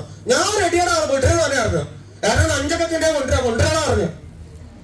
ആ കയ്യിലൊക്കെ ഇട്ടുന്ന 5 14 വയസ്സായിരുന്ന 5 കൈ കുത്തി കെട്ടിട്ടേ ഏറ്റവും ഒരു കുത്തു കൊടുത്തു തലയുടെ പുറകില്. രക്തസ്രാവം ഉണ്ടായി. ആ പൈതൽ നിലത്ത് കിടന്ന് പെടഞ്ഞു. ഓടിയോമാര് നേരെ കൊണ്ടുപോയി താമരശ്ശേരി കൊണ്ടുപോയിക്കോളാൻ പറഞ്ഞു. മെഡിക്കൽ കോളേജ് തീവ്ര വിഭാഗം. അപ്പൊ പറഞ്ഞു എന്നേക്കുമായി കോമയിലേക്ക് പോകുന്നു പറഞ്ഞു. തിരിച്ചു കിട്ടാൻ ബുദ്ധിമുട്ടാണ് ജീവനോ അല്ല ആരോഗ്യത്തോടെ. പക്ഷെ പിറ്റേ ദിവസം 8 മണിയായപ്പോഴത്തേനും രക്തസ്രാവം കൂടി മരിച്ചുപോയി. 6 പേരെ പ്രതി ചേർത്തുകൊണ്ട് താമരശ്ശേരി പോലീസിൽ കേസ് രജിസ്റ്റർ ചെയ്തു. കേരളത്തിനകത്ത് വലിയ ചർച്ചകളായി. 6 പേരെ പ്രതിഷേധിപ്പിക്കണോ വേണ്ട എന്ന് ചൈൽഡ് ലൈനും ബാലാവകാശ കമ്മീഷൻ ഇടപെട്ടു. കോടതി ഇടപെടുന്നു. വലിയ സംഘർഷങ്ങൾ, അടിപിടികള്. താനൂർ ജൂനിയർ കോടതിയിൽ അകത്തേക്ക് തല്ലാൻ കയറി ആളുകൾ ശ്രമം നടത്തുന്നു. ഏറ്റവും ഒടുവില് നഷ്ടപ്പെട്ട ആർക്കാ? ആ ഉമ്മയ്ക്കും അല്ലെ, ആ ഉപ്പയ്ക്കും. ഒരു പൂമൊട്ടിനെ നഷ്ടപ്പെട്ടു. വെറുതെ ഒരു ധാർഷ്ട്യം. ഈ വെറുതെ ഒരു ചാടുണ്ടല്ലോ, വെറുതെ ഒരു എടുത്തുചാട്ടമാണ് ജീവിതത്തിൽ എല്ലായിടത്തും നമ്മൾ പരാജയപ്പെട്ടു പോവുക. പ്രവാചക സന്ദേശങ്ങളിൽ പ്രവാചകൻ പറയുന്ന ഒരു വാക്കുണ്ട്, നിങ്ങളുടെ കരങ്ങളെ തുറന്നു പിടിക്കാനാണ് പറഞ്ഞ. ഇങ്ങനെ ലോകം മുഴുവനും നേടാൻ പറ്റുന്നു. ഇങ്ങനെ പിടിച്ചിരുന്നാൽ ഇങ്ങനെ പിടിച്ചിരിക്കുള്ളൂ. ഈ പ്രകടനമൊക്കെ വിളിക്കുന്ന കണ്ടിട്ടോ, ഈഖുലാന്ന് ഇങ്ങനെ വിളിക്കാൻ, ഇങ്ങനെ അല്ലേ? എന്താ ഒന്നും നേടാൻ എന്താണത്? ഇത് തുറന്നു നോക്കിയാൽ എന്താ അല്ലേ? ഒരാൾ സറണ്ടർ ആണെന്ന് കണ്ടിട്ടുണ്ടോ? അതിന് കീഴ്പ്പെട്ടു, രണ്ട് കൈയും പൊക്കി നിരപരാധികം, ഞാൻ സറണ്ടറായി, വെടിവെക്കാൻ പോലും തോന്നൂല, തരാൻ കീഴ്പ്പെട്ടു അല്ലേ? അപ്പൊ ജീവിതത്തില് നമ്മള് ചിലതിനൊക്കെ കാണണം, ചിലതിനൊക്കെ കേൾക്കണം, ചിലതിനെ ചേർത്ത് പിടിക്കണം, ചിലതിന് നമ്മൾ മാറ്റി നിർത്തണം. ഈ കാര്യങ്ങൾ നമ്മൾക്ക് ചെയ്യാൻ പറ്റിയ ജീവിതത്തിൽ നമ്മൾ വിജയിച്ചു അല്ലെ? മാറ്റി നിർത്തേണ്ടതിനെ മാറ്റി നിർത്തണം. നിങ്ങൾക്ക് ഈ കാലം, ഈ പ്രായം ജീവിതത്തിലെ ഏറ്റവും മനോഹരമായ പ്രായമാണ് ഈ പ്രായം. പഠിക്കാനും സന്തോഷിക്കാനും നല്ല സൗഹൃദങ്ങളെ മെച്ചപ്പെടുത്താനും പറ്റുന്ന ഏറ്റവും സമ്പുഷ്ടമായ ജീവിത ചക്രത്തിനകത്തെ ഏറ്റവും നല്ല ഒരു സമയമാണ് ഈ സമയം. ഈ സമയത്തുമാണ് നമ്മൾ ഏറ്റവും കൂടുതൽ നമ്മുടെ ചില ദുരന്തങ്ങളിലേക്ക് നമ്മൾ പെട്ടുപോകുന്ന ഒരു സമയമാണ് ഇപ്പോൾ. വളരെ പെട്ടെന്ന് ദുരന്തത്തിൽ പെട്ടുപോകും. കാര്യം എന്താ? നമ്മളുടെ ബാഹ്യമായ സൗന്ദര്യത്തെ പുകഴ്ത്താൻ, നമ്മുടെ ബാഹ്യ സൗന്ദര്യത്തെ പുകഴ്ത്താൻ ചുറ്റുവട്ടങ്ങളിൽ കണ്ണുകളുണ്ട്. നിന്റെ ചിരി, നിന്റെ നടത്തം, നിന്റെ സംസാരം, നിന്റെ പല്ല് എന്ത് രസം എന്നൊക്കെ പറയും.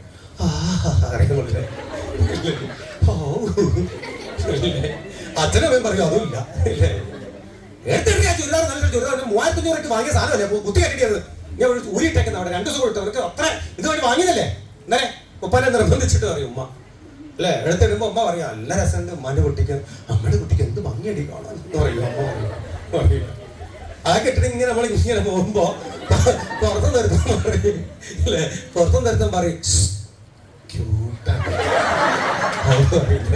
എന്താ കണ്ണും കണ്ണും കഥകൾ കൈമാറുന്നു പിന്നെ അക്കരെ തട്ടത്തിൽ പറയാൻ ചെറിയ പറഞ്ഞ കിളി മാറി എന്ന് പറയും അല്ലേ? പിന്നെ ഒരു പുകയാണ് അല്ലേ? അപ്പൊ പറയേണ്ട ആള് പറയണില്ല, പറയപ്പെടാത്ത ഒരാള് പറയുന്നു. അപ്പൊ അതുകൊണ്ട് അച്ഛനും അമ്മയും അധ്യാപകരും ഒന്നും ചിലപ്പോ നിങ്ങളെ ഈ ഭൂമിയിൽ ശിക്ഷിക്കാൻ പറ്റണ 3 പേരേ ഉള്ളൂ അധികാരമുള്ള. അത് നിങ്ങളെ ഗുരുവിന് അധ്യാപകൻ നിങ്ങളെ ശിക്ഷിക്കാം, അത് ദൈവികമാണ്. ഒരധ്യാപകന്റെ പ്രഹരമേൽക്കുന്ന ശിക്ഷനാണ് ഏറ്റവും മഹത്വമുള്ള ശിക്ഷ എന്ന് പറയപ്പെടുക. ഒരു മാതാപിതാക്കൾ ശിക്ഷണം ഒരു മകനേറ്റാൽ അവൻ മികവുറ്റവനാവും. ഇവിടെ എല്ലാം നമ്മൾ ശ്രദ്ധിക്കേണ്ട ഒരു കാര്യമുണ്ട്. ഇവരെല്ലാം നമ്മളെ ഒരുക്കുകയാണ്, മെരുക്കുകയാണ്. ഇവരെല്ലാം നമ്മളെ ജീവിതത്തിൽ ഇവരെല്ലാം നമ്മളെ മെരുക്കുക. അപ്പൊ അതുകൊണ്ട് ജീവിതത്തിൽ 3 കാര്യങ്ങളുടെ മക്കൾ ശ്രദ്ധിച്ചാൽ മതി, കൂടുതലൊന്നും ശ്രദ്ധിക്കൊന്നും വേണ്ട. ആരാണോ പുലർച്ചെ എഴുന്നേൽക്കുന്നവൻ, 5 മണിക്ക് മുമ്പ് എഴുന്നേൽക്കുന്നവനാണ് ഏറ്റവും വലിയ യോഗീശ്വരൻ.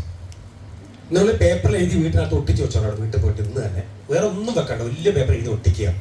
നാളെ മുതൽ ഞാൻ 5 മണിക്ക് മുമ്പ് 4:55 എഴുന്നേറ്റാൽ മതി. 4 മണിക്ക് ഞാൻ പറയണ്ട, 4:55 എഴുന്നേറ്റാൽ മതി.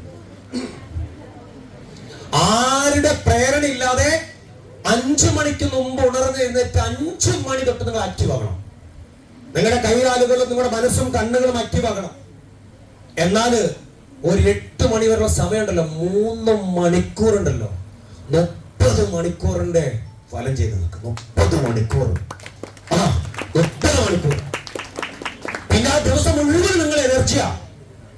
പിന്നെ മാതാപിതാക്കള്, ഗുരുവിനെയും മാതാപിതാക്കളെയും ബഹുമാനിക്കുക. 3ാമത്തെ കാര്യം നന്നായിട്ട് വായിക്കുക. ഈ ഒരു 3 കാര്യം ഉണ്ടെങ്കിൽ ഈ ലോകത്തൊരുത്തരും നിങ്ങൾക്ക് തോൽപ്പിക്കാൻ പറ്റില്ല.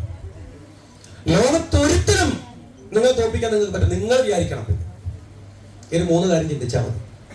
അപ്പൊ അതുകൊണ്ട് ഈ സെക്ഷൻ ഏകദേശം ഞാൻ പൂർത്തിയാക്കുകയാണ്. ലഹരിയുടെ പ്രധാനപ്പെട്ട 3 കാര്യങ്ങൾ പറഞ്ഞ് അവസാനിപ്പിക്കാം.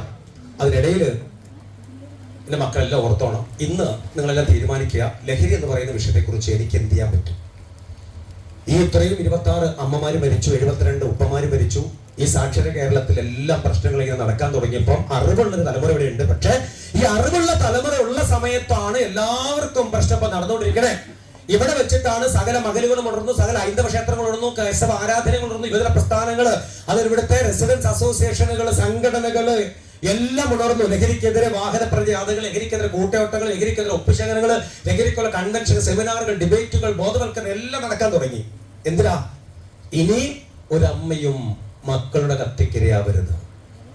ഇനിയൊരു അച്ഛനും ലഹരി പൂണ്ട ഒരു മകന്റെ പ്രകടനത്തിന് ഇടയാകരുതെന്ന് വിചാരിച്ചുകൊണ്ടാണ് ഈ കേരളം എന്ന് പറയുന്ന ഇട്ടാവട്ടത്തിൽ ഈ കുഞ്ഞ് സാക്ഷര കേരളത്തിലെ എക്സൈസും പോലീസും എല്ലാം ആക്റ്റീവായിട്ടുണ്ട്. പക്ഷെ പോലീസ് എത്ര ആക്റ്റീവായിട്ടും കാര്യമൊന്നുമില്ല. കാര്യം എന്താ അറിയാമോ? പോലീസ് ലഹരി പദാർത്ഥങ്ങളൊക്കെ ഡിറ്റക്ഷൻ നടത്തും, പിടിക്കും, പക്ഷെ കൺവെൻഷൻ കിട്ടുന്നില്ല, ഇല്ല, ശിക്ഷ നടപ്പാക്കുന്നില്ല. കാര്യം എന്താ? കോടതി വ്യവഹാര സമയങ്ങളിൽ കോടതി മുറിക്കകത്ത് സാക്ഷി വിസ്താര വേളയിൽ സാക്ഷി കൂറുമാറുന്നു, സാക്ഷിഭാഗം ദുർബലപ്പെട്ടു പോകുന്നു. അങ്ങനെ ലഹരി മാഫിയ സംഘങ്ങളുടെ താവളം എന്ന് വിശേഷിപ്പിക്കുക. അല്ല, പോലീസ് നിർവ്യാസ അവസ്ഥയൊന്നുണ്ടല്ല. ഏറ്റവും അംഗബലം കുറവ് എക്സൈസ് ഡിപ്പാർട്ട്മെന്റ് നന്നായിട്ട് ജോലി ചെയ്യുന്നുണ്ട്. നമ്മൾ പറയാൻ എന്തൊക്കെ പറഞ്ഞാൽ നല്ലൊരു ജോലി ചെയ്യുന്നുണ്ട് അവർ. അവർക്ക് ജോഗ്രഫിക്കൽ ലൊക്കേഷൻ ഒരുപാട് കൂടുതലാണ്, ഇഷ്ടംപോലെ സാധനങ്ങൾ അവർ പിടിക്കുന്നുണ്ട്, പക്ഷെ കൺവെൻഷൻ കിട്ടുന്നില്ല, ശിക്ഷിക്കുന്നില്ല. കാര്യം എന്താ? ഒരു ഇൻഡിപെൻഡന്റ് വിറ്റ്നസ് ഇപ്പൊ പട്ടാമ്പി ടൗണിൽ വെച്ചിട്ട് ഒരു 10 കിലോ കഞ്ചാവ് പിടിച്ചു, ഒരു 200 ഗ്രാം MDMA പിടിച്ചെന്ന് പറഞ്ഞാൽ ആൾക്കൂട്ടെല്ലാം ഓടിക്കൂടി ഫൊമലൊക്കെ എടുക്കാൻ തുടങ്ങും. എന്നിട്ട് വിളിച്ചു, എടാ ഇവിടെ ഒരു സാധനം പിടിച്ചിട്ട് ഒരു ചങ്ങാന്റെ കയ്യിൽ നിന്ന് ഒരു ചെറിയ അങ്ങനെ പെണ്ണും കയ്യിലുണ്ട്, ഇഷ്ടംപോലെ സാധനം പിടിച്ചിട്ട് വാങ്ങളുണ്ടെന്നൊക്കെ പറഞ്ഞ് ഇങ്ങനെ വീഡിയോ എടുക്കും. പോലീസ് ഒന്ന് ഒപ്പിടുമെന്ന് ചോദിച്ചു കഴിഞ്ഞാൽ ആരുണ്ടാകും അവിടെ? ഓരോരുത്തർക്ക് ഇങ്ങനെ പോകാൻ തുടങ്ങി അല്ലേ, എല്ലാവരും ടും പറഞ്ഞു പോകും. ഒന്ന് ഒപ്പിട് വെച്ചപ്പോ ഒറ്റ പോക്കം ഇങ്ങനെ, പിന്നെ ആരും ഉണ്ടാവില്ല അവിടെ. പിന്നെ ആ ഭാഗത്ത് ആരും ഉണ്ടാവില്ല. ഞങ്ങൾ ഈ ആൾക്കാരെ മാറ്റാൻ വേണ്ടിയിട്ട് ഞങ്ങൾ പറയും, ഒരു 4 ആൾക്കാർ പോകരുത്, ഒന്ന് ഒപ്പിടാം, കോടതിക്കാണ് പറയും. എല്ലാ ആൾക്കാരോട് പോകും അല്ലേ. പലപ്പോഴും ഇങ്ങനെയാണ് സാക്ഷി വിസ്താര വേളകളിൽ ഇൻഡിപെൻഡന്റ് വിറ്റ്നസ് ഇല്ല. പോലീസിനും എക്സൈസിനും ഇൻഡിപെൻഡന്റ് വിറ്റ്നസ് വേണം. ഇൻഡിപെൻഡന്റ് വിറ്റ്നസ് വേണ്ടാത്ത ഒരു ഡിപ്പാർട്ട്മെന്റ് ഒന്നേ ഉള്ളൂ. ഏതാണെന്നറിയാമോ? ഏതാ? Forest department. സാക്ഷി വേണ്ട. ഫോറസ്റ്റ് ഉദ്യോഗസ്ഥരുടെ FIRന്റെ കണ്ടന്റ്, അതിനകത്തുള്ള ആ സംഭവം കോടതി വിശ്വാസത്തിൽ എടുക്കും. കാരണം ഫോറസ്റ്റിനകത്ത് ഇൻഡിപെൻഡന്റ് വിറ്റ്നസ് ഉണ്ടാവില്ല, വനത്തിനകത്ത് ആ പ്രതി മാത്രമേ ഉണ്ടാവുള്ളൂ അതിനകത്ത് കേട്ടോ. അപ്പൊ അതുകൊണ്ട് ഞങ്ങളാണ് കഷ്ടപ്പെടുത്തുന്നത്. ഒരാളെ കഞ്ചാവ് അടക്കം പിടിച്ചു കഴിഞ്ഞാൽ പോക്കറ്റിൽ നിന്ന് 200 ഗ്രാം കഞ്ചാവ് ഉണ്ടെങ്കിൽ താങ്കളുടെ ശരീരം പരിശോധിക്കുന്നതിൽ വിരോധമുണ്ടോ ചോദിക്കണം. പറയണം, വേണമെങ്കിൽ താങ്കൾക്ക് എക്സിക്യൂട്ടീവ് അധികാരമുള്ള ഒരു ജില്ലാ കളക്ടറുടെ നടപടിയിൽ ദേഹം പരിശോധിക്കാൻ താല്പര്യമുണ്ടോ എന്ന് ചോദിക്കണം. എന്നിട്ട് ഒരു ജീപ്പ് എടുത്തിട്ട് തഹസിൽദാറെ പോയി കൂട്ടിക്കൊണ്ടുവരണം. നമ്മുടെ ദേഹം പരിശോധിക്കണം, അത് വീഡിയോഗ്രാഫി ചെയ്യണം, എന്നിട്ട് എഴുതി കുത്തണം. ഇതൊക്കെയാണ് നിയമം കേട്ടോ. ഇതാണ് നിയമം. പിന്നെ നാട്ടിൽ എവിടെയെങ്കിലൊക്കെ ആൻസ് വിൽക്കുന്ന കടകളൊക്കെ അറിയോ? കണ്ടിട്ടുണ്ടോ? ആൻസ് എന്ന് പറഞ്ഞ സാധനം നോക്കി 5 രൂപയുടെ സാധനമാണ് ഹോൾസെയിൽ റേറ്റ് വിൽക്കുന്നത്, 50-70 രൂപയ്ക്ക് വിൽക്കുന്നത്. എന്നാലോ ഇതിന്റെ ഈ രീതി പറയുന്നത് 10:1 എന്ന് പറയുന്നത് ഇപ്പൊ പറയുന്നത് മുറുക്കാനാണ്. 10-ൽ ഒരാളെ മുറുക്കുന്ന ആൾക്കാരെ വോട്ട് കാണുള്ളൂ ഇപ്പൊ ഈ കേരളത്തിൽ എന്ന് പറയുന്നത്. ദീപക് ചോപ്രയുടെ ഇതാണ് സ്റ്റേറ്റ്മെന്റ് ആണ്. 10:1 10-ൽ ഒരാൾ മുറുക്കുന്നുള്ളൂ, 10:2 10 2 പേരെ പോലിക്കുന്നുള്ളൂ, 10:3 10-ൽ 3 പേരെ മദ്യപിക്കുന്നുള്ളൂ, 10:4 10-ൽ 4 പേര് ഹാൻഡ് സ്കൂള് കഞ്ചാവ് ഉപയോഗിക്കുന്നു, 10-ൽ 4 കുറച്ചും കൂടെ പേടിക്കണം, 10-ൽ 4 ഈ ഹാൻഡ്സും കൂണും ഉപയോഗിക്കുന്നുണ്ട്. അപ്പൊ അത്രയും സാധനം നമ്മുടെ ഈ പട്ടാമ്പി ഇവിടെയൊക്കെ കിട്ടുന്നുണ്ട് സാധനം. കാര്യം അതൊന്നും പരസ്യത്തിലല്ല വിൽക്കുന്നത്. കാര്യം 5 രൂപയ്ക്ക് ഹോൾസെയിൽ വാങ്ങി വിൽക്കണത് 80 രൂപയ്ക്കാണ് വിൽക്കുന്നത്. 70 രൂപ ഒരു കവറിൽ ലാഭമാണ്. 10 പാക്കറ്റ് വിറ്റ് 750 രൂപ കടക്കാർ ലാഭം കിട്ടും. ഒന്നും കടയ്ക്കകത്തല്ല, കടയുടെ പുറത്തെ കോണിക്കൂടിൽ അവിടെ കൊണ്ടാ വെക്കുക. ആവശ്യക്കാർക്ക് 1 പാക്കറ്റ് അല്ല ഇപ്പൊ കൊടുക്കണം, 5 പാക്കറ്റ് ഒന്നിച്ച് വാങ്ങണം, എന്നാലേ കൊടുക്കുകയുള്ളൂ. അത് അങ്ങോട്ടും ഇങ്ങോട്ടൊക്കെ നോക്കും, ഒരു ബൈസ്റ്റാൻഡർ ആരെങ്കിലും ഉണ്ടാവും, അവരെടുത്തുകൊണ്ടാ കൊടുക്കുക. ഇത് കിട്ടുന്ന ആൾക്കാർക്ക് അവരുടെ ലൊക്കേഷൻ എവിടെയൊക്കെ അവർക്ക് കറക്റ്റ് അറിയാം. പോലീസ് പിടിച്ചു കഴിഞ്ഞാൽ സാധാരണ പോലീസ് വലിയ ഇത് പിടിക്കാൻ വലിയ ഒരു ഊർജ്ജം ഊക്കൊന്നും കാണിക്കാറില്ല. കാര്യം എന്താണെന്നറിയാമോ? ഇത് 1 പാക്കറ്റ് ഹാൻഡ്സ് പിടിച്ചാലും 1 ലോറി ഹാൻഡ്സ് പിടിച്ചാലും എത്ര ഫൈൻ അറിയാമോ? 500 രൂപ ഫൈൻ. 500 രൂപ ഫൈൻ. 1 ലോറി ഹാൻഡ്സ് പിടിച്ചവനെ കൊണ്ടുവന്ന് സ്റ്റേഷനിൽ കൊണ്ട് കയറ്റി ലോറി കൊണ്ട് നിർത്തി ചാക്ക് മൊത്തം ഇറക്കി കൂക്കാതെ നനയാതെ സ്റ്റോക്ക് റൂമിൽ കുത്തിക്കൊണ്ട് കയറ്റണകത്ത്. എന്നിട്ട് ഇരുന്നോന്ന് പറഞ്ഞു 41 നോട്ടീസ് CRPC നോട്ടീസിൽ ഇത്രാം തീയതി ഇന്ന സ്ഥലത്ത് സബ് ഇൻസ്പെക്ടർ ഫിലിപ്പമ്മയുടെ സംഘവും രഹസ്യവിരുദ്ധ തുടർന്ന് ഇന്ന സ്ഥലത്ത് എത്തി പരിശോധിച്ചതിൽ ടിയാന്റെ സുഹൃത്തായ ഇന്നയാൾ പറഞ്ഞ പ്രകാരം ഗോഡൌൺ അപ്പുറത്ത് വൃത്തിയുടെ ലോറിക്കകത്ത് 1 ക്യാൻസ് ഉണ്ടെന്നും കോയമ്പത്തൂർ മേട്ടുപ്പാളത്തിന് വഴി ഇന്ന സ്ഥലത്തേക്ക് കൊണ്ടുപോകുന്നതാണെന്നും 1 ചാക്ക് എത്ര രൂപയാണെന്നും പ്രതിഭാഗം പറഞ്ഞറിഞ്ഞാൽ ഇന്ന സ്ഥലത്ത് വെച്ച് സംഭവസ്ഥല സ്ഥലത്തിൽ സ്വതന്ത്ര സാക്ഷിയാൽ അവസരമെടുത്ത് ഇത്രാം തീയതി സംഭവസ്ഥല മുതലുകളും ടിയാനെയും കോടതി മുമ്പാകെ ഹാജരാക്കുന്നു. സംഭവ മുതലുകൾ ഒരു വലിയ ക്വാണ്ടിറ്റി ആയതിനാൽ സ്റ്റേഷൻ പരിസരത്ത് ഭദ്രമായി സൂക്ഷിക്കുന്നു. മനുഷ്യനെ കുറ്റം ചെയ്തിട്ടുണ്ടോ? ഉണ്ട്. ഫൈൻ അടിക്കാൻ തയ്യാറാണോ? എത്രയാ ഫൈൻ? 500 രൂപ ഫൈൻ. എത്രയാ? 500 രൂപ ഫൈൻ. ചില നിയമങ്ങളൊക്കെ പൊളിച്ചിടേണ്ട സമയം കഴിഞ്ഞിരിക്കണോ? ശരിയാണോ? വിദേശ ചില രാജ്യങ്ങളിലൊക്കെ ഇത് വിറ്റ് കഴിഞ്ഞാൽ പിന്നെ നടക്കാൻ കയ്യും കാലും ഉണ്ടാവും. പക്ഷെ ഇവിടുന്ന് ഒരു സാധനം ഉണ്ടാവില്ല. എന്തുണ്ടാവൂല? അതുകൊണ്ട് അവിടെ ഇതൊക്കെ കുറച്ച് പേടിയാ നിൽക്കാൻ.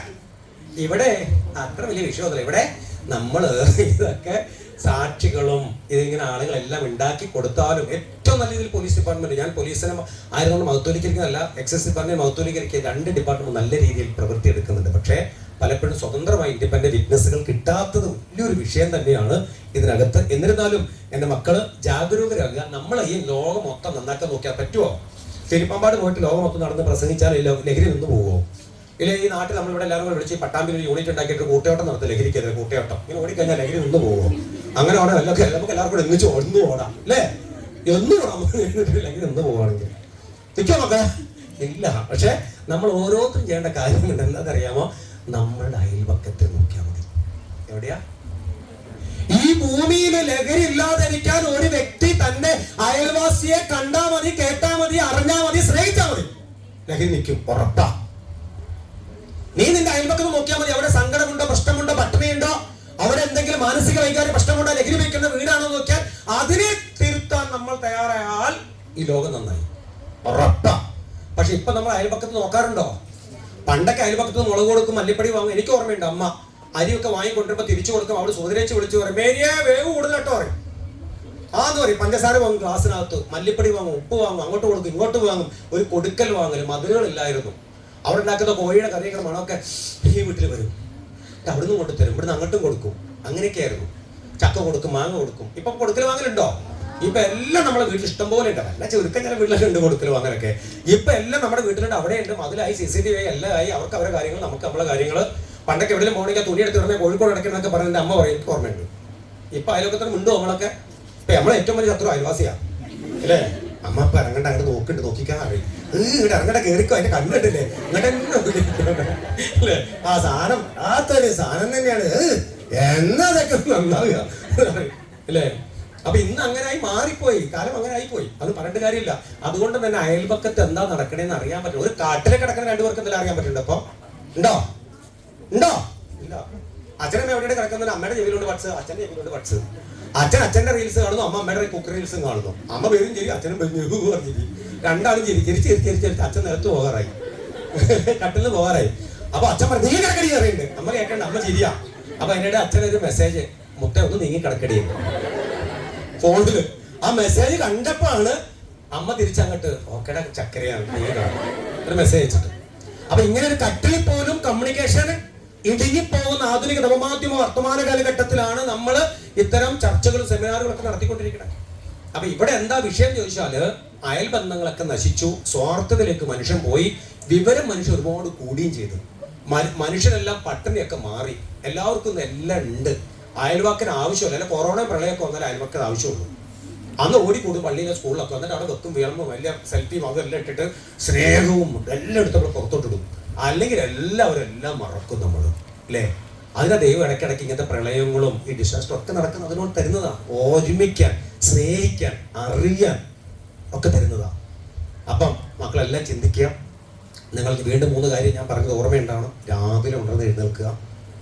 മാതാപിതാക്കളെയും ഗുരുക്കന്മാരെയും വാക്കുകൊണ്ടും പ്രവൃത്തി കൊണ്ടും ചിന്ത കൊണ്ടും ഡയറക്റ്റ് ഓർ ഇൻഡയറക്റ്റ് നിങ്ങളവരെ വേദനിപ്പിക്കരുത്. അതുപോലെ തന്നെ മാതാപിതാക്കളെ നിങ്ങൾ സ്നേഹിക്കണമെന്ന് ഞാൻ പറയുന്നില്ല, പക്ഷെ അവരെ നിങ്ങൾ വേദനിപ്പിക്കരുത്. ഇതെൻ്റെ അപേക്ഷയാണ്. മാതാപിതാക്കളെ നിങ്ങൾ സ്നേഹിക്കണമെന്ന് ഞാൻ പറയുന്നില്ല, പക്ഷെ അവരെ നിങ്ങൾ വേദനിപ്പിക്കരുത്. അതേപോലെ നന്നായി വായിക്കുക. ജീവിതത്തിൽ വായന നന്നായിട്ടുണ്ടാവട്ടെ. നിങ്ങളെ തോൽപ്പിക്കാൻ ആർക്കും കഴിയില്ല. അതേപോലെ ലഹരി എന്ന വസ്തുവിനോട് നോ പറയാൻ നമുക്കൊക്കെ സാധിക്കട്ടെ. ലഹരി ഉപയോഗിക്കുന്നവരെ ചേർത്ത് പിടിക്കാൻ നിങ്ങൾക്ക് സാധിക്കട്ടെ. ഏതെങ്കിലും നാട്ടിൽ ലഹരി ഉപയോഗിക്കുന്ന വീടുണ്ടെങ്കിൽ അവരൊന്നും ഒറ്റപ്പെടുത്തരുത്. കാരണം ഒരു ലഹരി ഉപയോഗിക്കുന്ന വീട്ടിലെ അമ്മയ്ക്കും അച്ഛനുള്ള വേദന ചെറിയ വേദനയൊന്നുമല്ല. ഒരു വീട്ടില് ഒരു അമ്മ, ഒരു സഹോദരി ലഹരി, ആ വീട്ടിലെ അച്ഛൻ മരിച്ചു പോയാൽ ആ സഹോദരിക്ക് ഒരു ഭർത്താവ് മരിച്ച 10 ദിവസമുള്ളൂ വേദന. അറിയോ? 10 ദിവസമുള്ളൂ. നിങ്ങളെ നോക്കണം. നിങ്ങൾക്ക് ഒരു കാര്യം മനസ്സിലായി, നിങ്ങളെ ഉപ്പ മരിച്ചാൽ നിങ്ങളുടെ ഉമ്മ 10 ദിവസം കൊണ്ട് തിരിച്ചുവരവ് നടത്തും.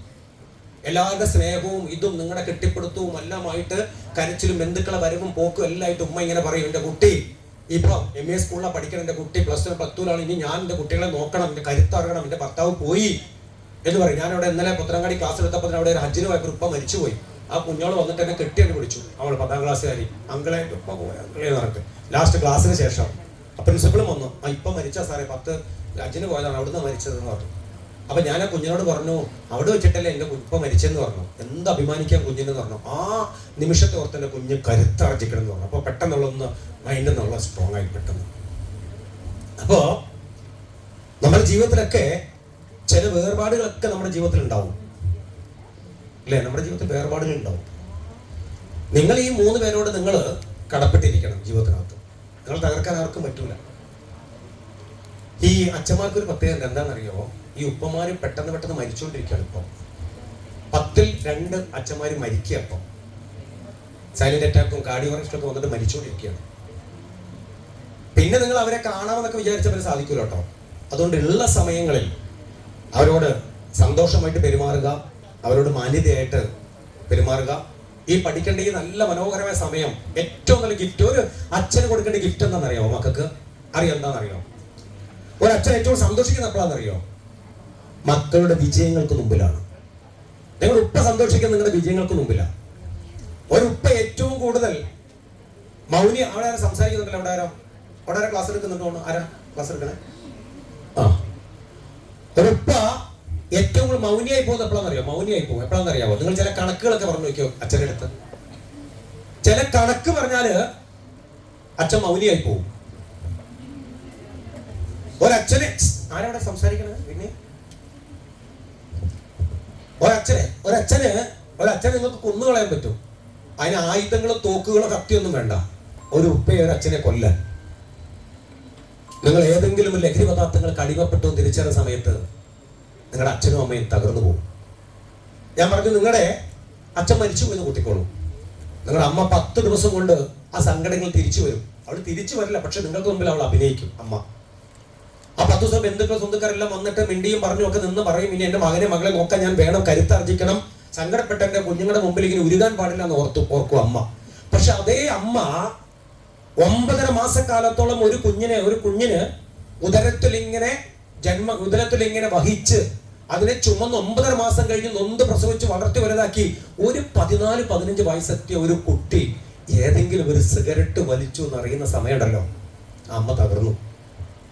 അമ്മ 10 ദിവസമല്ല 10 വർഷം കഴിഞ്ഞാലും അവിടെ ഹൃദയത്തിൽ ആ വേദന എടുത്തു മാറ്റാൻ നിങ്ങൾക്ക് സാധിക്കൂല.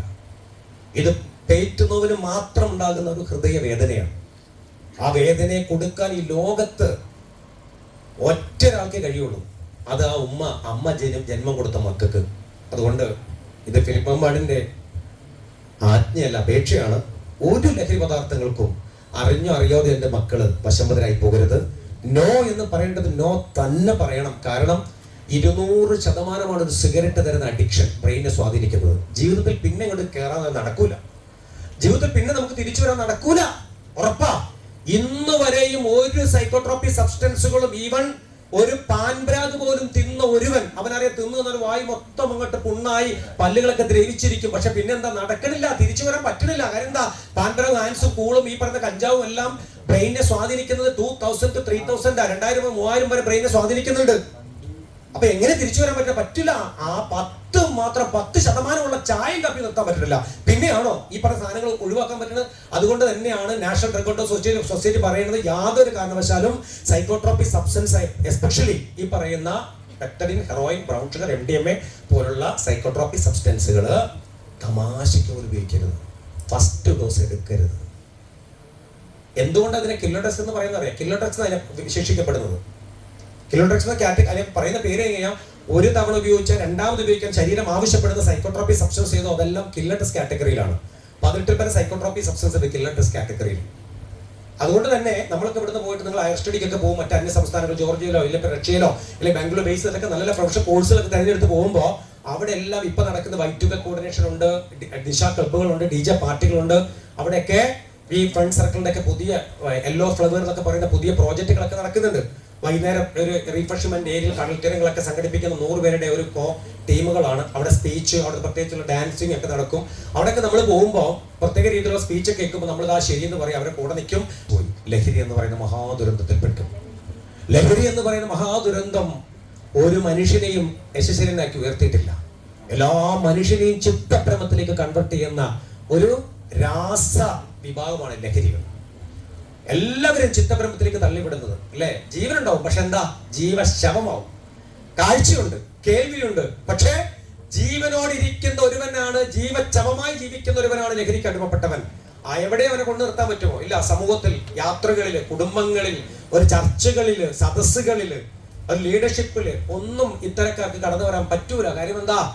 അവൻ ലഹരിയിൽ ഇങ്ങനെ മുങ്ങിക്കിടക്കുന്നവനാ. എങ്ങനെ? കുടുംബജീവിതമോ ഇല്ല. ഇവരിക്കുന്ന പെൺകുട്ടികളൊക്കെ ഞാൻ പറയാൻ കേട്ടോ, പെണ്ണ് കാണാനൊക്കെ നിങ്ങൾ അങ്ങനെ ഏതെങ്കിലും ചെറുക്കനെ കല്യാണം കഴിക്കുമ്പോ ഒരു സിഗരറ്റെങ്കിലും വലിക്കുന്ന ഒരുത്തരാണെങ്കിൽ ഒറ്റ ചവിട്ട് കൊടുത്തത് ഓർന്ന് പറയണം കേട്ടോ. ഞാൻ പറഞ്ഞേക്കാം. അപ്പൊ അതുകൊണ്ട് ഓർക്കുക, ഞാൻ സെക്ഷൻ നിർത്തുകയാണ്. അപ്പം 5 മിനിറ്റ് കഴിഞ്ഞ മക്കളെല്ലാം നേരെ ഇരുന്നേ ഒന്ന്, എല്ലാവരും നേരെ ഇരുന്നാൽ മതി. എല്ലാ മക്കളും ഞാൻ സ്റ്റഡി ആയിട്ടൊക്കെ ഇരുന്നേ. അപ്പൊ എനിക്ക് ഒരുപാട് സന്തോഷമുണ്ട്. എം എ സ്കൂളിൽ വന്ന് ഇന്ന് ക്ലാസ് ഒക്കെ എടുത്തപ്പോൾ എൻ്റെ മക്കളെല്ലാവരും എനിക്ക് ഇഷ്ടപ്പെട്ടു പോയി. നല്ല കുട്ടികളാണ്. നിങ്ങളുടെ കണ്ണുകളൊക്കെ കണ്ടറിയാം, നിങ്ങൾ വളരെ പോസിറ്റീവ് എനർജിയുള്ള കുട്ടികളാണ്, നല്ല മക്കള്. അപ്പോൾ ജീവിതത്തിൽ നല്ല ചിന്തകളെല്ലാം നിങ്ങൾ കൂടെ കൂട്ടിട്ടെ. എല്ലാം നിങ്ങൾ മറന്നോളൂ. പക്ഷേ ഞാൻ ഈ പറഞ്ഞ 3 കാര്യങ്ങൾ നിങ്ങൾ മറക്കരുത്. 5 മണിക്ക് മുമ്പ് നിങ്ങൾ ഉണർന്നു നിൽക്കാൻ പറ്റിയാൽ നിങ്ങൾ ജീവിതത്തിൽ വിജയിക്കും.